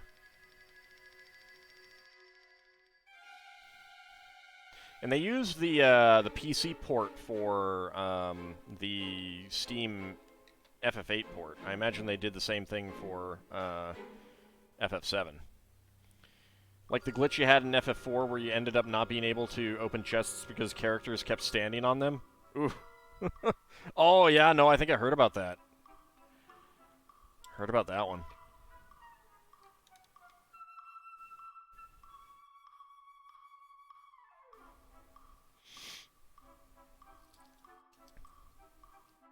The FF8 port, like, the only real issue I had with the Steam version of FF8 was the fact that you could only move in 8 directions rather than full range of movement like in the original PlayStation version. That was about the only real issue I had that I can recall. FF7 Remake port was fine, however, the settlings are bare bones. Settlings? Not sure what you mean.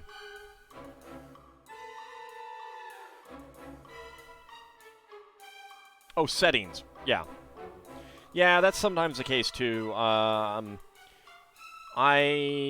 find like the settings in the Pixel Remaster for FF1, and I imagine all the rest, are also bare bones.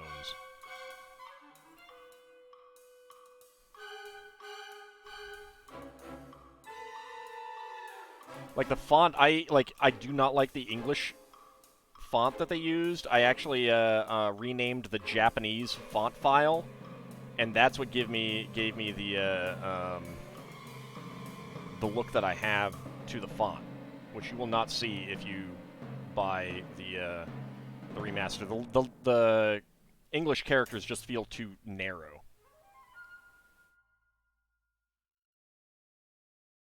Stupid, like, 1/3 with English font that they use. Yeah, yeah, it's just, it looks ugly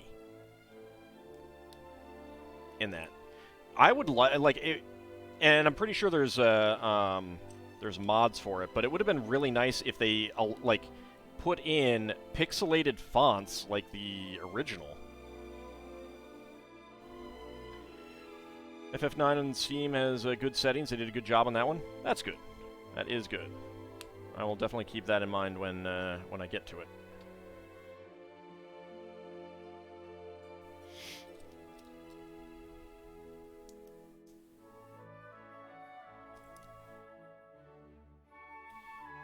Let's see. Here we go. You can fast forward through battles and a few other things. Yeah, I mean you could do stuff like that in FF8 as well. I think the thing that's gonna annoy me the most is the like the upscaled backgrounds that just kind of look smudgy, but I at least understand why it is like that, because they'd have to re-render them. But it just makes them look smudgy.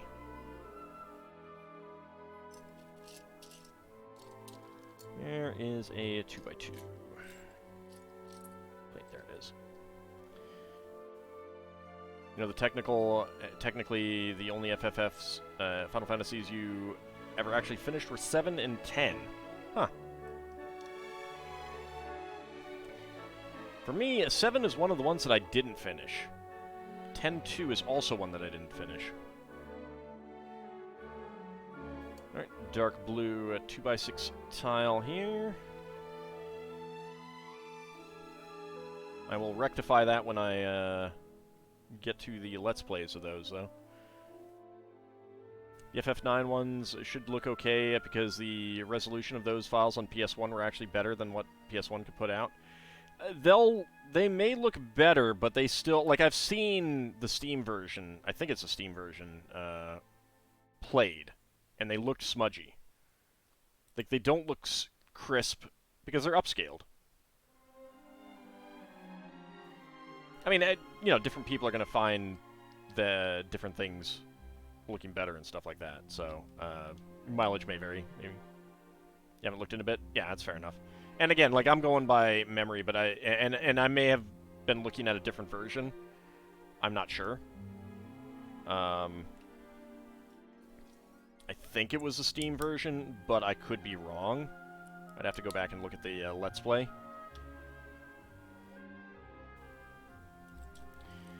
Let's see. There's gray. 1x2.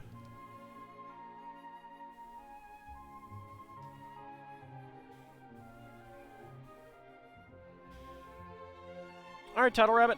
Thank you for stopping by and joining us. Have a good evening.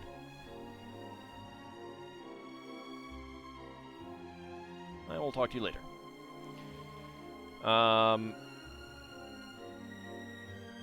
Yeah, so, I mean, I'll be when I get to that point, I'll be looking into it and deciding, what I want to play, like what version kind of thing.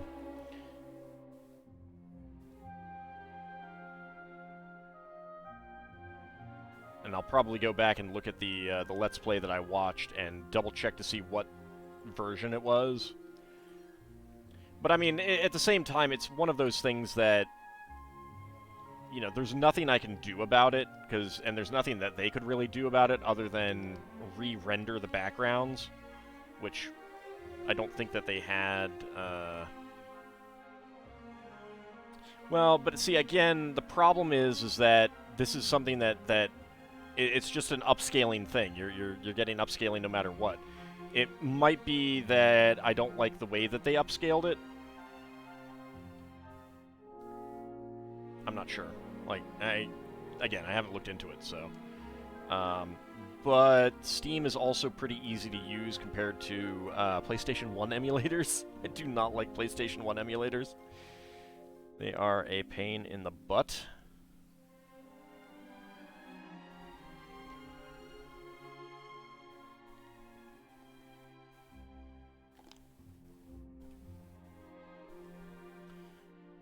Like, I would prefer it to be pixelated, I think, rather than upscaled, but not a whole lot that I can do about that. Nope. Let's turn it this way so we can see inside.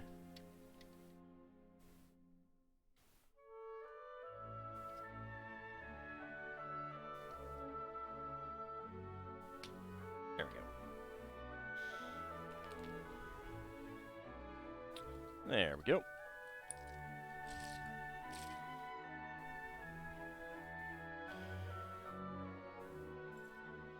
I doubt it for what the thing that I had a problem with. And the reason is because I don't think they're doing software upscaling on those backgrounds. I think those are hard-coded. I think that's just part of the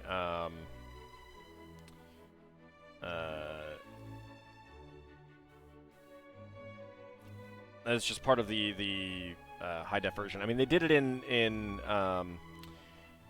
FF8, but I don't remember it feeling as bad. But I might honestly have just been, you know, not cared as much at that point.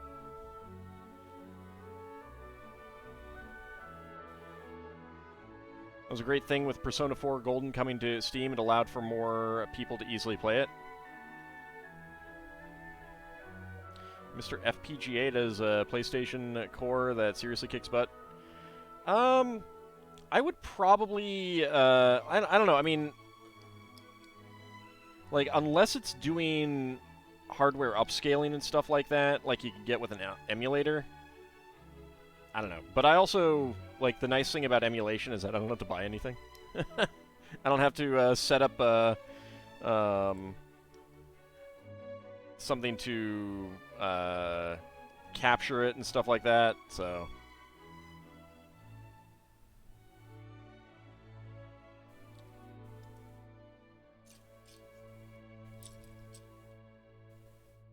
I like to buy as little as possible. It makes it easier. Makes everything easier.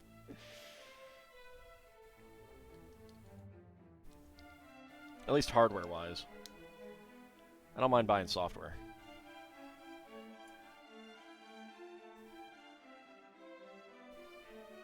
Alright, 2x4 up here. 4x4, I should say. There we go. But I appreciate the suggestion, and you can go ahead and link it on the Discord, and I'll take a look at it. I haven't heard of that thing. Mr. Wolverine. Not buying stuff does help with the finances. Yeah, I say, looking at all the Lego that I have bought. It really does. No, Wallet, shut up. Stop crying. You'll live.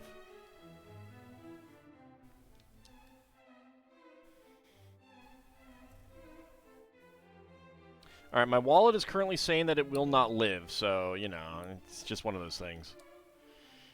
All just starts playing games. He's been gifted to save money and buy more Lego. Why is my wallet alive? Don't question it. It can be alive if it wants.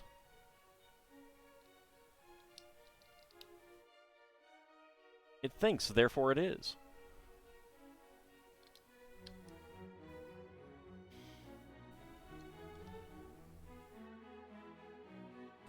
Can't complain either. Points at your Magic the Gathering cards. Yeah. Fellow hobby addict. Yeah.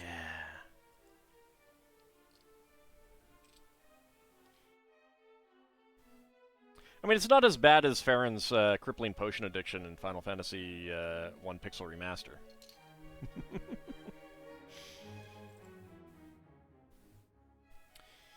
Alrighty, let's see. I want that. He can stop any time, he just doesn't want to.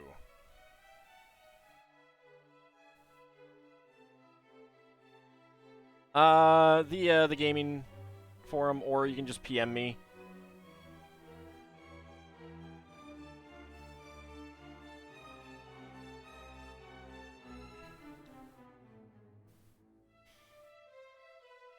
And where is 1x1 with clip? There it is. Also spent too much in Magic the Gathering Arena as well. I mean, if you're enjoying it, that's the key. That is the key.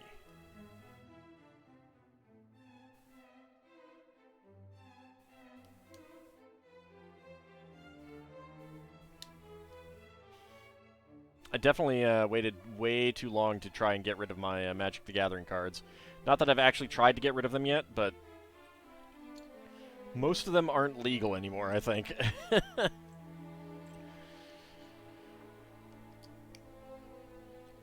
I didn't have very many super rare ones either.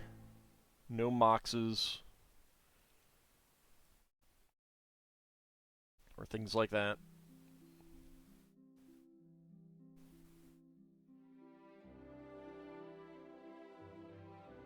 No, I'm not insisting on PM. It's just up to you. It's mainly for my own, so I can take a look at it myself, because I've never even heard of it, so. But other people can comment on it as well. You do enjoy it, just sometimes you run into things where you get so frustrated. Yeah, I get that.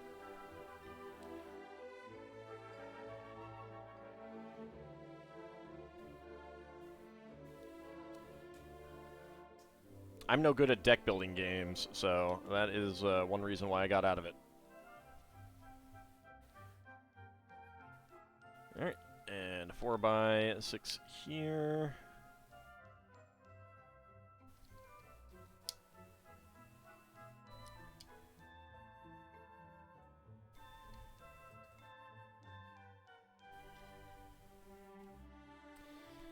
Alright, and a black 2x4, and a 2x4 slope in dark gray.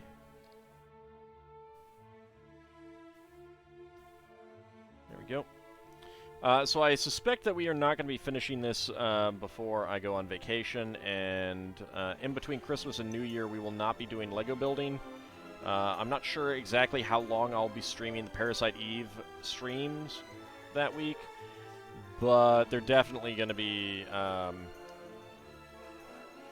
like, they'd definitely be going long, and when I'm done with them, I'm just going to be taking the rest of the day to relax kind of thing.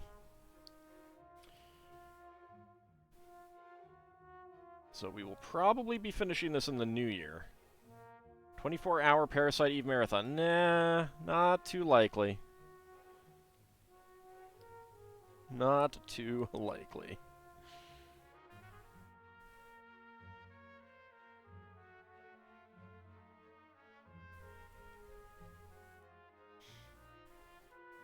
$96-hour. Yeah. Let's do that. I'll just inject myself with caffeine. I can even read the book and watch the movie. Has the book even come out here in English?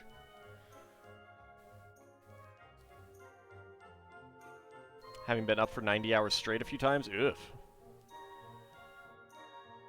Yeah, that's definitely not happening for me. Definitely not happening.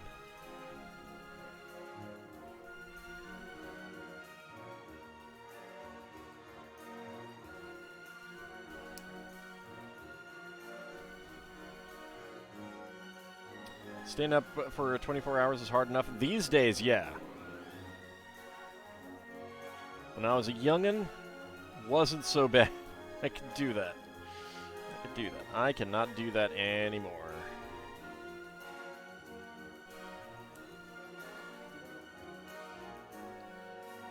And there we go. Alright, we got a yellow 2x6 tile here. There we go. Exactly, those happened during college? Yeah, I figure. I figured.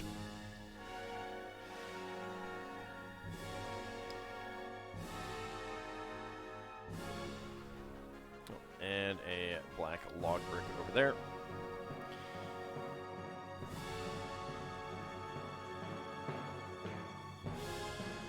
See, I wouldn't feel horrible. I just wouldn't be able to do it. I'd just be so tired by the end.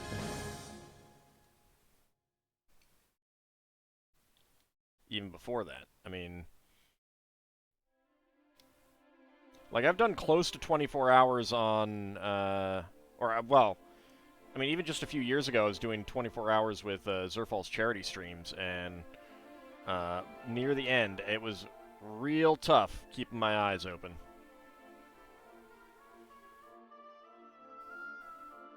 No, I don't get that. I've never really gotten that, so that's not something that I would need to worry about. Caffeine affects me more these days than it used to, but not that much. Slave driver Zerfall? He was doing it too, so wasn't the only one. But yeah, I mean, there's a reason why we switched to 12 hours rather than 24 hours. And we don't even, like, not even everyone can get through that, so... This is still fun times, though.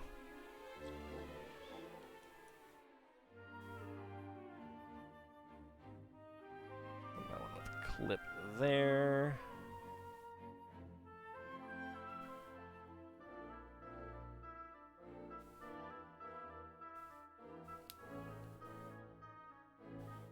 And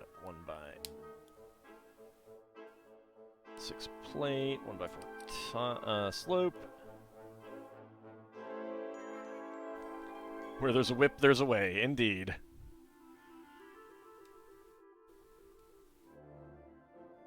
And then if you're not careful, you'll be going down to Goblin Town.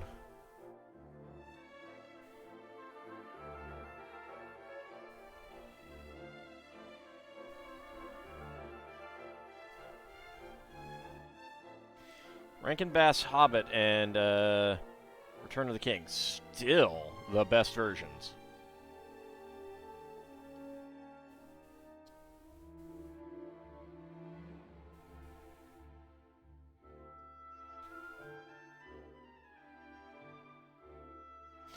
Alright, there we go.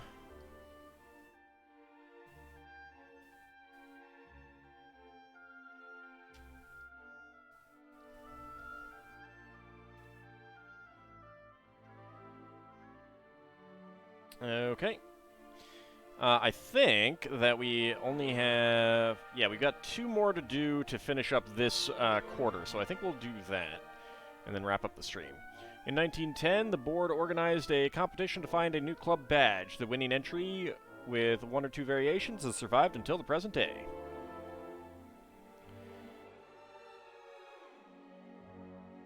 So many people harping on the rotoscoped or Peter Jackson.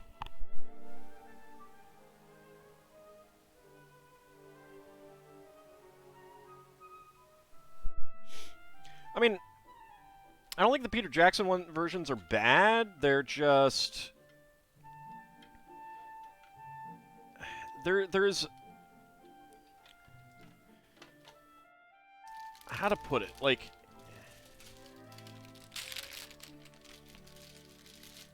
Yeah, alright. Last bag. I got something in my throat. Hold on.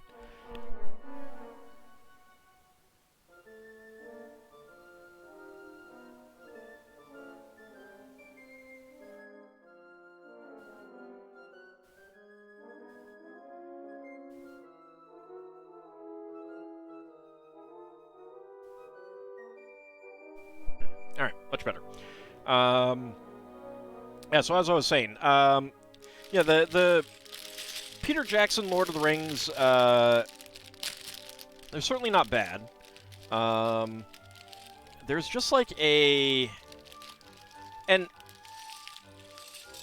I mean, I absolutely loved them when they first came out, and they're good watches. They're good watches, but there's just a little something, like some of the magic of the books, I feel like, wasn't there. And yeah, the Rankin Bass Hobbit is a work of art, and Return of the King. I think it's a shame that Rankin Bass never did the Fellowship of the Ring and the Two Towers. I think that's a real shame. I have not seen Peter Jackson's Hobbit myself, so I do not know. Like, other than clips, I've really not seen much of it. But one thing that I will say is, like, I really like in the Rankin Bass scene with Smaug, just how, like, overconfident Bilbo was. Whereas in the Peter Jackson version, he's, like, shaking like a leaf. And I like the kind of that overconfidence element. That's why, you know, he slips up and stuff like that. They didn't do Fellowship and Two Towers because Bakshi did them badly. Well, I figured that. But Bakshi only did Fellowship in half of Two Towers. Like, he basically ended in the middle. And unless there just wasn't rights, which is probably the case, you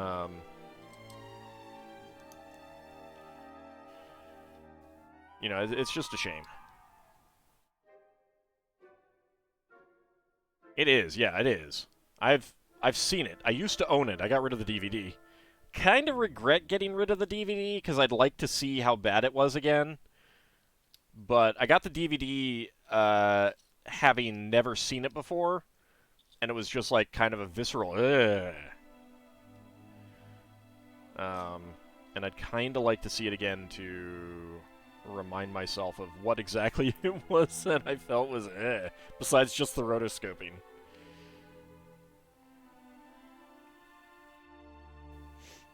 Would have been beautiful if they did the rest of the books, yeah. Because, like, Brother Theodore as Gollum, best Gollum.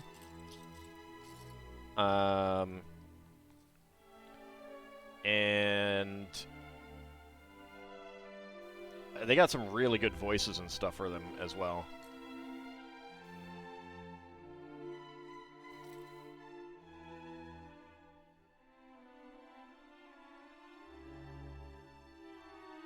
You wish Rankin Bass had done more traditional animation? Yeah, more like that. That would have been great. That would have been fantastic.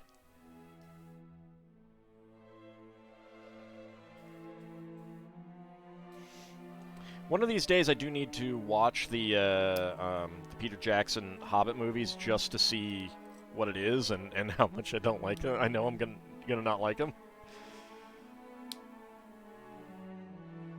Bakshi basically did what he did as a protest. He wanted to be paid for 3 split productions, but they wouldn't, demanding 1 film, so he did 1.5 and basically said, screw you. One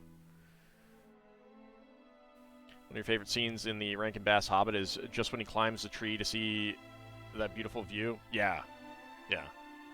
And just like so much of the artwork in that just feel like it has a magical quality and an otherworldly quality and has a storybook quality to it that you can't really get in live action. And I think that's one of the things that was missing in Peter Jackson's stuff.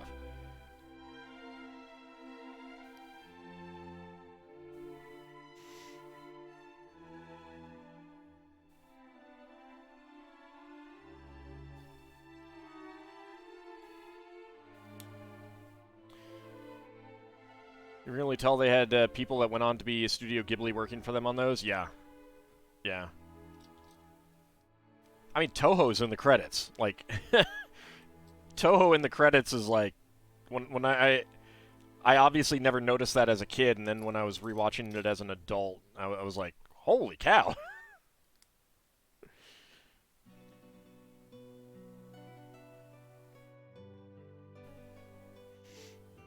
Well, the problem with doing more, like, one of the big advantages of sticking with a movie per book is that the books are set up, because, I mean, the books are books. They're set up to, you know, have the proper endpoints and the proper beats of, you know, the beginning, the middle, and the end. And if you try to make 2 movies out of 3 books, then you've got the end beat not at the end of the first movie, and the first movie is going to end not even necessarily at a cliffhanger, it's just going to end in the middle, which is like, that just doesn't work very well. Same thing with taking one book and turning it into a trilogy. You lose the story beats.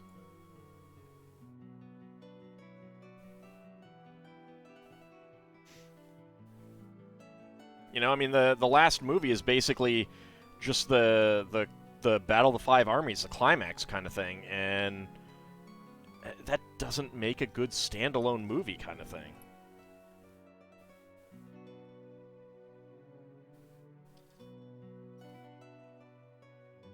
Well, the Peter Jackson Lord of the Rings movies, like, again, I mean, obviously you're missing out on story if you only watch one of them, but they are, like, they have endpoints. They have proper endpoints. You know, the whole story isn't done, but that portion of it is done. And that's something that's missing from Bakshi's Lord of the Rings. That's something that's missing from The Hobbit. Split, you know, being like having the Hobbit split up and stuff like that. It takes a lot of work to turn multiple, like, to split up a story or like do all that kind of chicanery to change around what it is into something else kind of thing. They ruined the beat of fighting Smaug by having two big fights with Smaug, the end of Hobbit 2 and the beginning of Hobbit 3. Yeah. Since we're supposed to miss most of the battle of the five armies since Bilbo's knocked out. Right. Like, the whole, like, part of the point is also, like, you're supposed to feel that Bilbo is fed up and angry at his friends. I mean, obviously them fighting the goblins was important, but up until that, he was getting disillusioned with the people he'd been on the journey with, and other people who should have been, you know, like, kind of who should have known better kind of thing. And it gives you a, you know, and then this is what happened. You know, it kind of makes, I think it kind of makes Thorin's death a bit more impactful.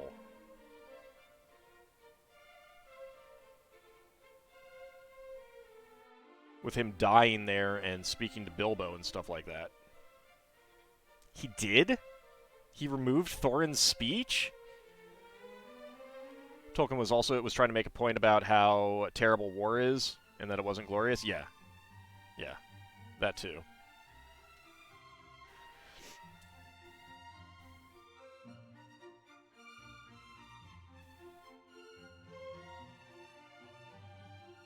Did appreciate Peter Jackson's Lord of the Rings adaptation. I mean, I appreciate it. I definitely do appreciate it. I just think that, like, it lacked something that the Rankin Bass ones had.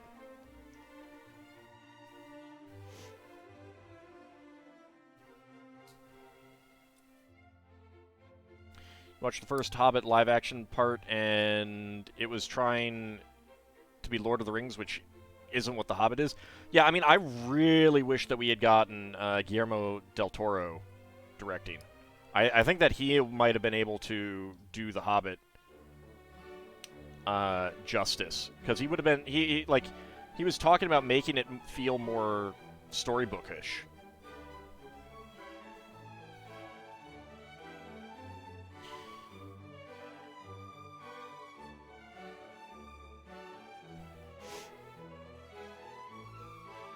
But I think that's actually, like, what caused him to be taken off the project. You can tell what part of Fellowship was started before World War II and when he came back to it.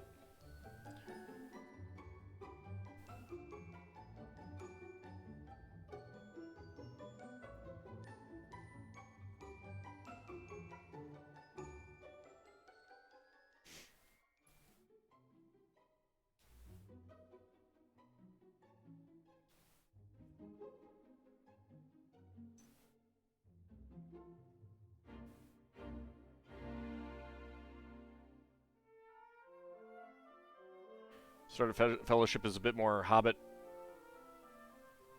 feeling than... More Hobbit feeling, if that makes sense. Yeah. Yeah, the later stuff focused a lot more on the conflict. Which, I mean, to be fair, that's also kind of the how the story goes. Like, I mean, that is a pretty major element of the story. All right, Bahamut, have a good night, and happy holidays to you as well.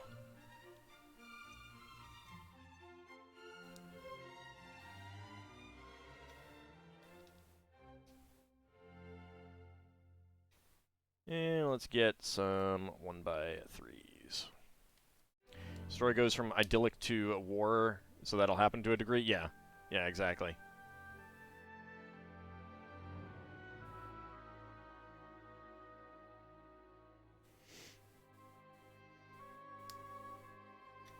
Yeah, there's a pretty big element of weariness that many of the characters have in it.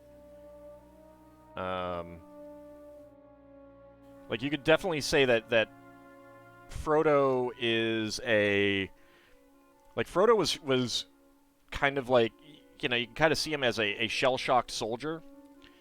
You know, PTSD. I mean, to Tolkien, it would have been shell-shock. Whereas Sam kind of was a bit more of the soldier who made it through relatively okay mentally and came home.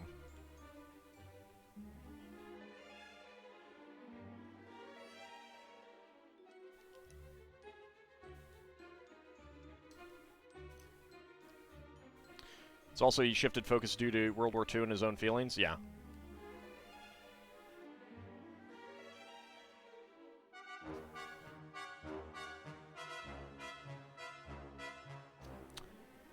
And it's a shame. Like, I mean, I suppose there's a possibility that Del Toro might, a decade down the line, want to give it a shot. Like, not a decade, but like 3 or 4 decades down the line, might want to give it a shot. But I don't know.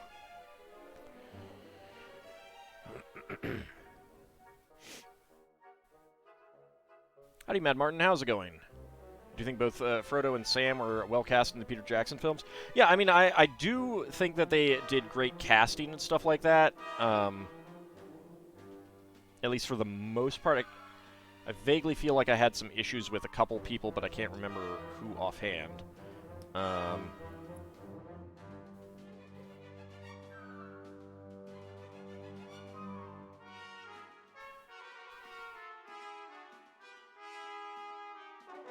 I mean, I will say that I'm not sure that you could do Lord of the Rings much better live action than that. So there is that.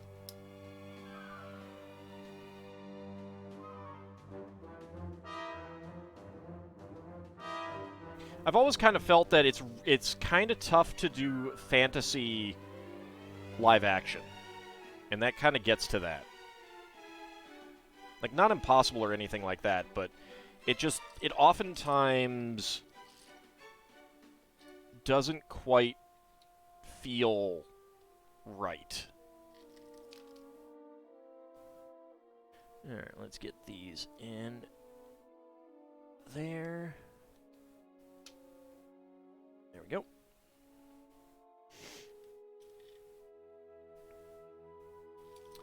No, I have not watched The Rings of Power. I've heard pretty negative things, too. Some of the negative things are definitely from people who were going to have negative things anyway, but the ones that I've listened to were negative things from people who, you know, essentially wanted to like it.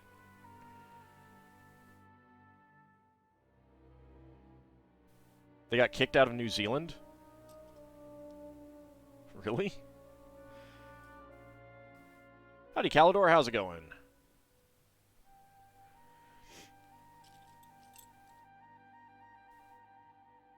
For breaking laws and labor laws. Dang. Yeah, that's even kind of enough to make me not really want to like it, even if it was good.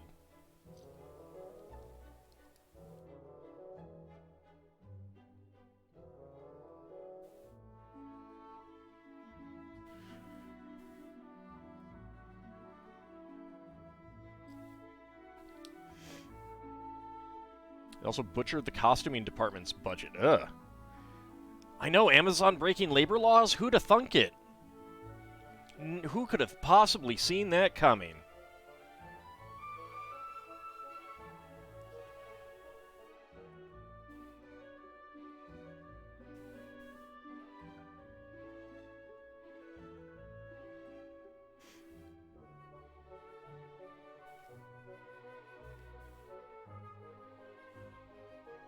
Printed on chainmail. Ugh.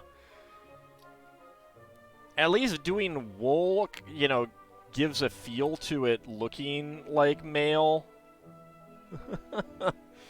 Oh, man. But printed... Like, wool is not going to move right, but it's also, like, you know, if you need, like, extras in the background kind of thing, you can do wool. You can do wool. It's fine. You know? It's okay. Main characters. Oof. Oof.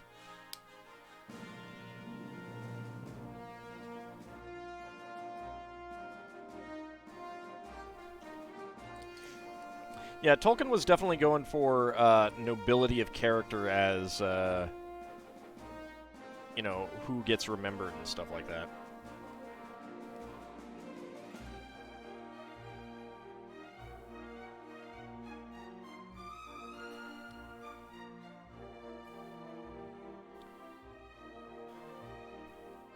You'd like to see Tom Bombadil and Peter Jackson, but there's only so much you can include. Yeah. Yeah. And I agree there, but also, yeah, I would have liked to see Tom Bombadil.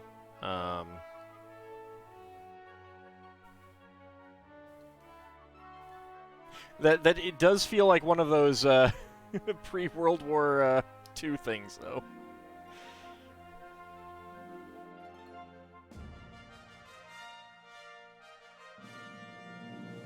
He also really regretted making orcs always evil. Yeah.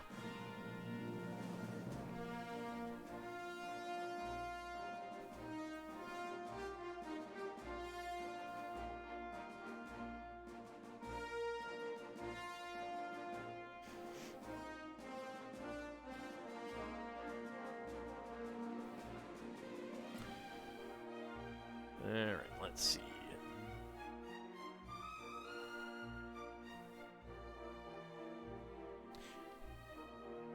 I mean, I don't actually mind them giving that role to Arwen. I mean, like, I think that's the kind of thing that if Tolkien were alive today, he probably would have done stuff like that, had more female characters.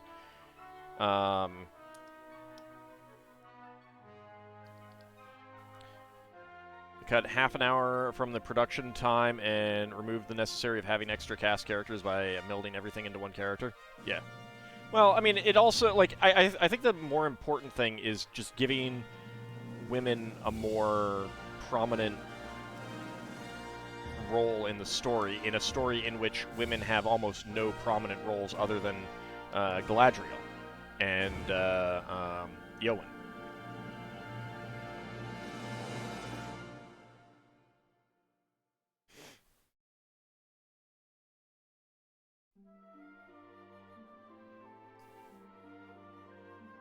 Oops, did not get this in there.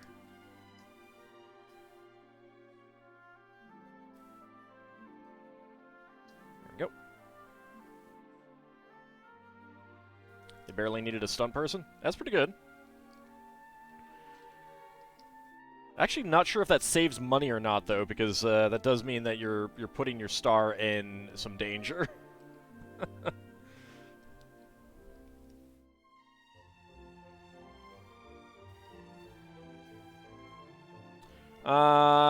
Zerfal and I will be doing something else. We haven't decided yet, Calidor, but it will probably be next year before we get to it. We did wrap up one last bit of Parrot Mheru last night, so those will be going live on his channel over the next week or so. And then it's going to be sometime in January before we can even, like, get something new started, and we don't have anything decided yet anyway.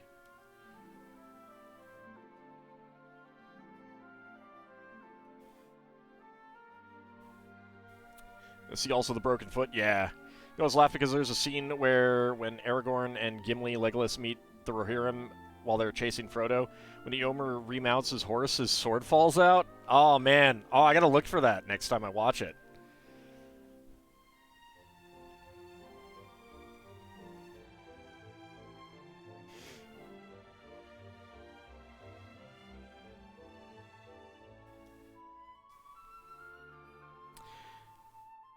See, Solarian, I kind of think that the focus on Aragorn was a little bit more because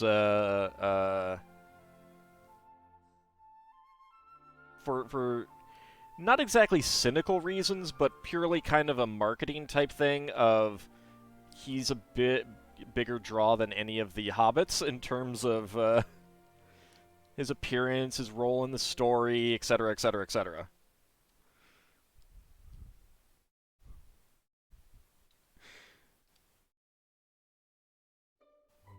But that could just be me. I don't know.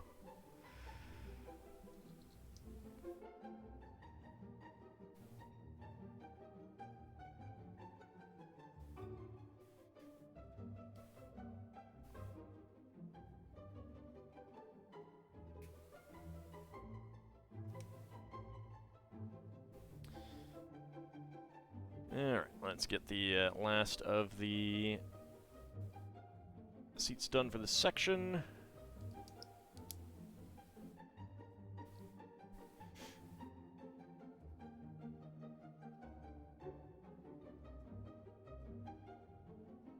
I mean, I'm just completely blanking on Aragorn's actor's name. It's on the tip of my tongue. I know it.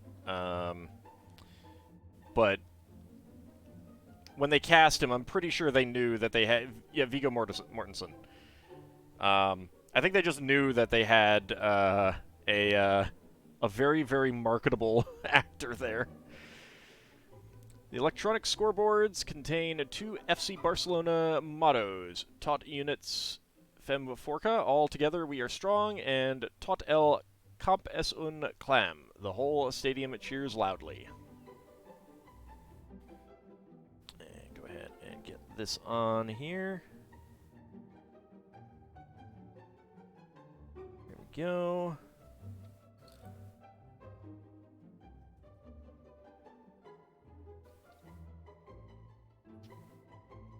There we go.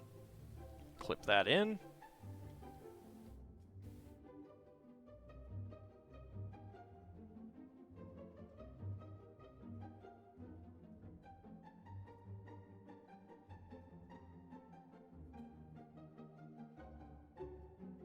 There we go. Alright, let's go ahead and make the scoreboard. You can agree with that? They went out of their way to sell the series, and Viggo looked really good. Yeah. Like, in a lot of ways, you want the best-looking actors to, like, lead your film production and stuff like that. Kinshir, yes, it is half done. I will pull down the other part in a moment and show them together.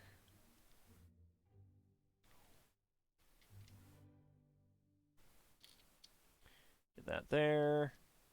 Gray 1x1. We have a red 1x1 plate here.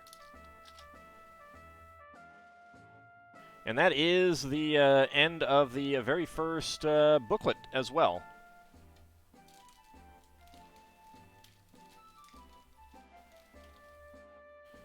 All right.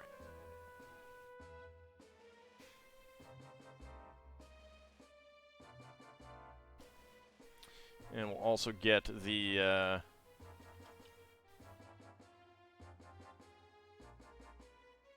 get that part out.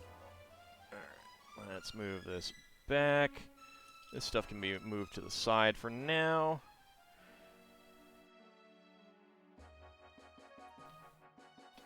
Okay.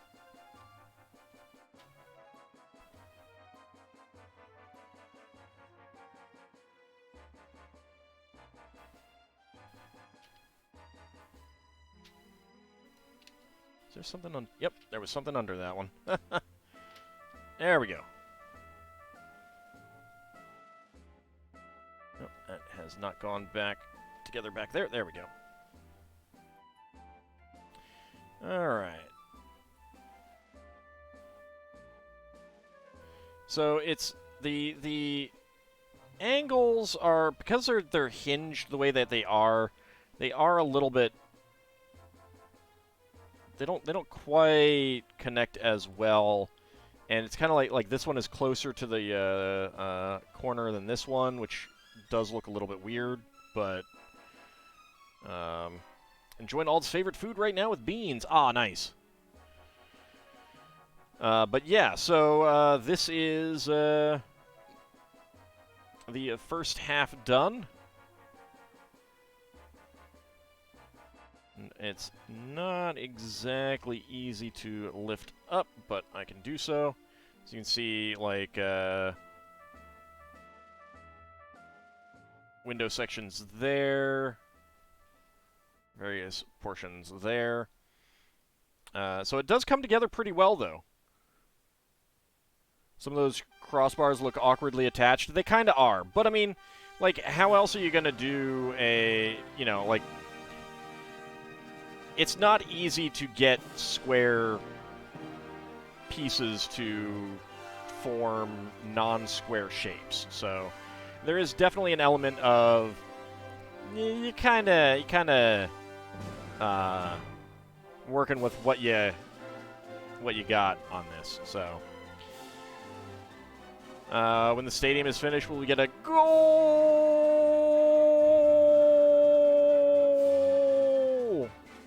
You can have it right now. You still think this is a weird choice for a set from LEGO? Yeah, it is. I mean, maybe there's just, like... I mean, I'm an American. I don't really know how big soccer is overseas. But... I don't know. I mean, like, this one is one that...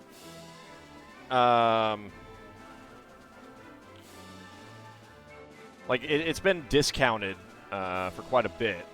The other one, I think Manchester United is has not been discounted, and I got that one. But it is also being discontinued. And then there's Manchester United. No, that's the one that I'm talking about. Then there's Madrid, which they've also done. I mean, baseball isn't really that big over here in the U.S. anymore. I would actually go so far as to say that basketball might actually be bigger here in the U.S. than football even these days. I don't know. I don't pay that much attention to any of that, so I don't know. But I also don't know of many people who, you know, in baseball and football, American football and basketball, who'd really be interested in building a stadium. Howdy, Emerald Glow. How's it going? To be fair, you have the Yankees. You know, the Yankees have a lot of money to throw at being good. Yeah, and the Mets, but yeah, I mean... It's the Mets. There you go, Centaur Lady on the field. It's a big, like, the visiting team may have a bit of an advantage with the Centaur. I don't know. You'd watch this sport? Centaur Lady tramples the football players, the soccer players. Guess we shouldn't forget the Mets. It's easy as it is to.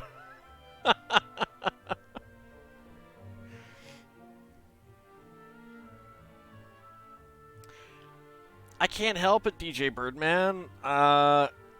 The only team that I really care that much about, and when I say care that much about, I do mean it's fractionally above not caring, is the Cleveland Guardians, because that was my dad's favorite team, and that was the team that he paid attention to and rooted for. So, what can I say? Horse plus Centaur Lady on the horse team? No, no, no. Horse doesn't play. Horse will just stare at you until you give up. He knows what you did. He knows what you did.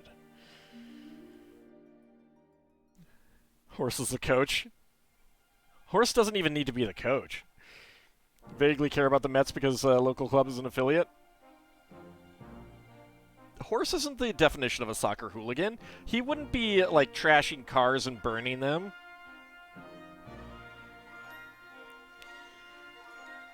I mean, I live close to the Orioles, and I still don't really care about them, so... Well, what can I say? I'm not a sports person, except for the Olympics. I get into the Olympics, and that's about it. Anyway, we are half done, so it will be January before we finish for sure. But it's an interesting build so far. Obviously, the main reason why I got it is the parts, and that's really what's good about it, is the parts. Pretty sure even the O's don't care about the O's nowadays. Dang. I think that the construction could be better. I think they, like...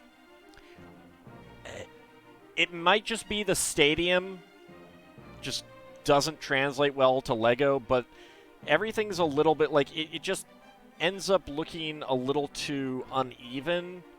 Things not quite going together just right kind of thing, and that just, I don't know, it falls a little flat because of that.